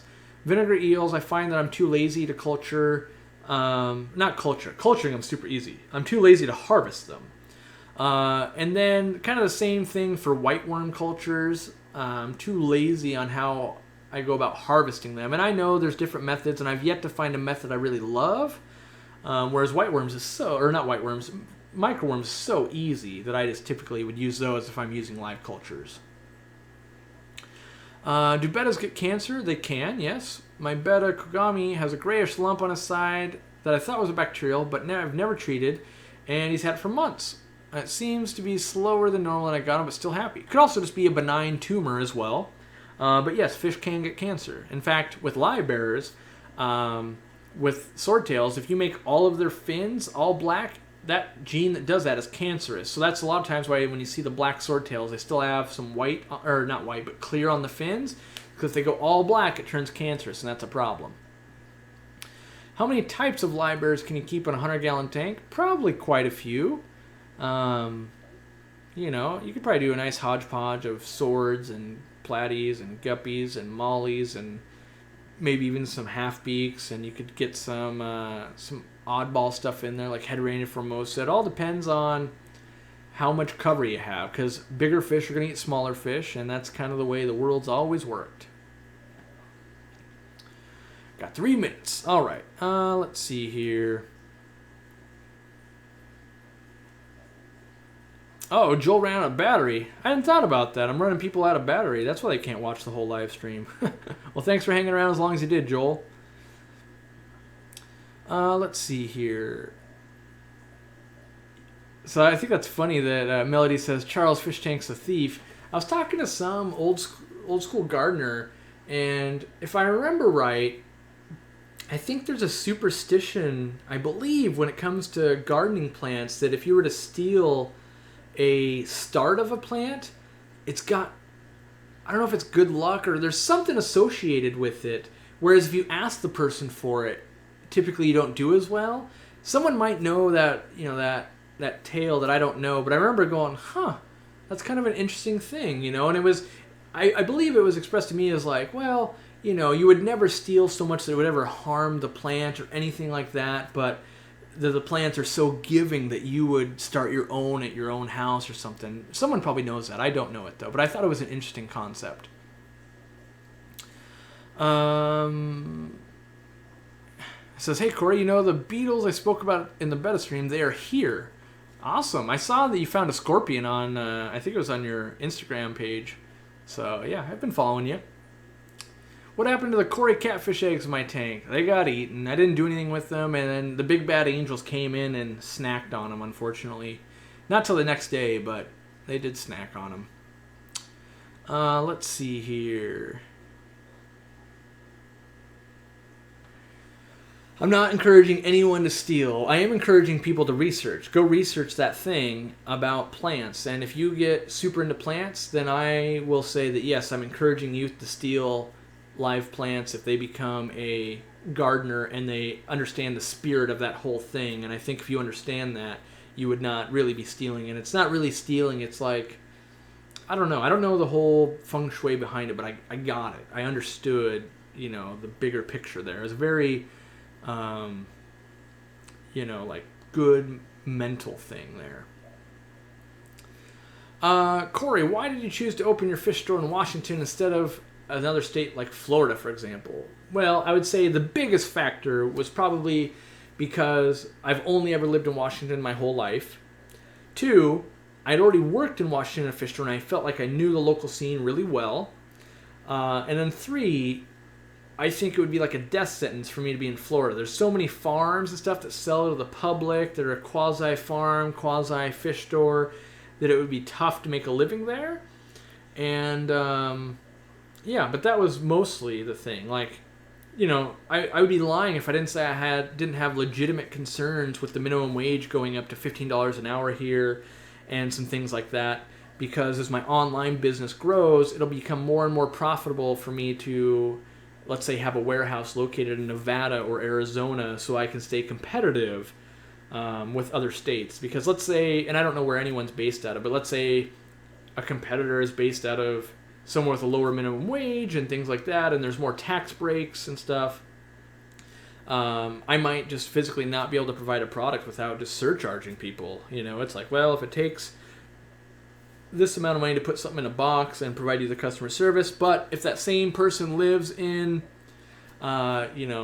Michigan or Arizona and they cost half the price, it's cheaper I could hire 2 people and help twice as many people or something like that. So, but for right now, I love Washington, and I have no plans of moving or anything like that. But I plan on staying here.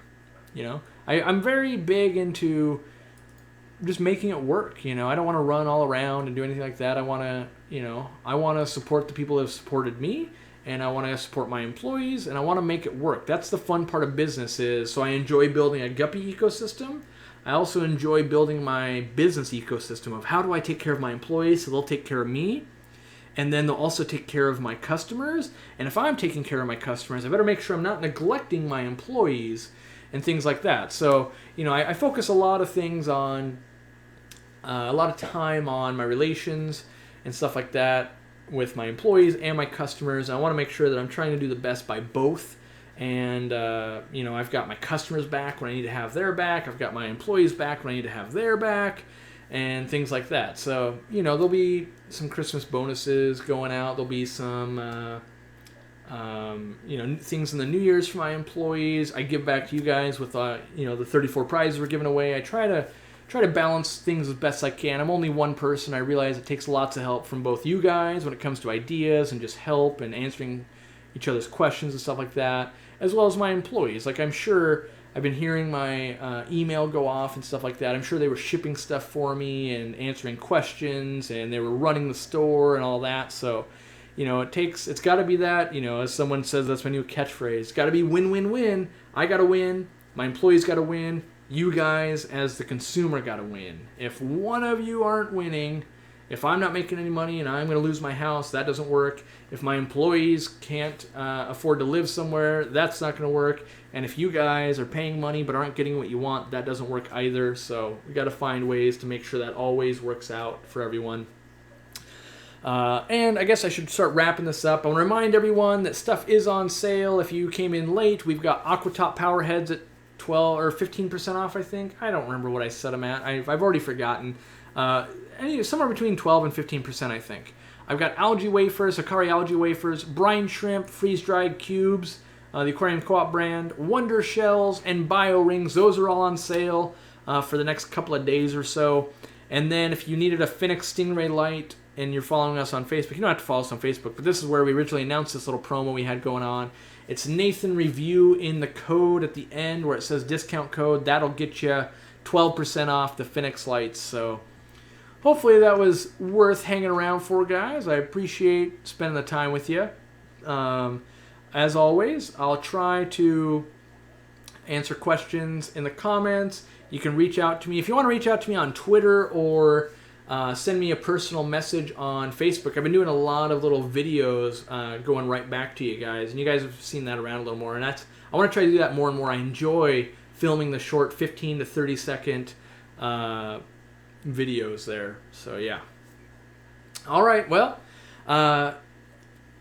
officially, I'm not endorsing stealing. Officially, I'm endorsing really getting into the plant hobby and learning that kind of subtlety there of, it was something like what was it called? It was like a pinched plant always prospers, which the logic of that was like the pinched plant mean you pinched off one little section of it.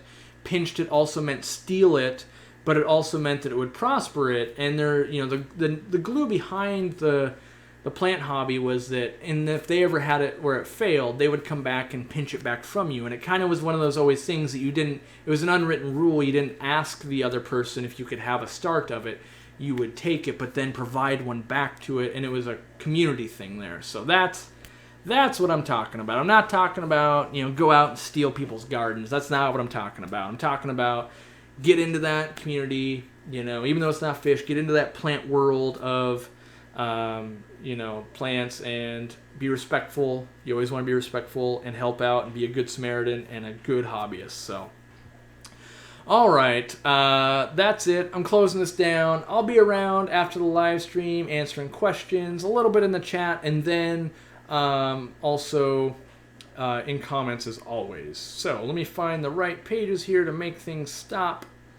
Can't find it tonight. There we go. All right, guys. Thanks for hanging out. I'll see you Wednesday, unless I might do some more live streams. We'll see. Make sure those notifications are turned on, and I'll see you sometime this week. And if nothing else, join me for the 8-hour live stream on Christmas. We're going to have deals. We've got those giveaways to give away and things like that. So I truly appreciate it.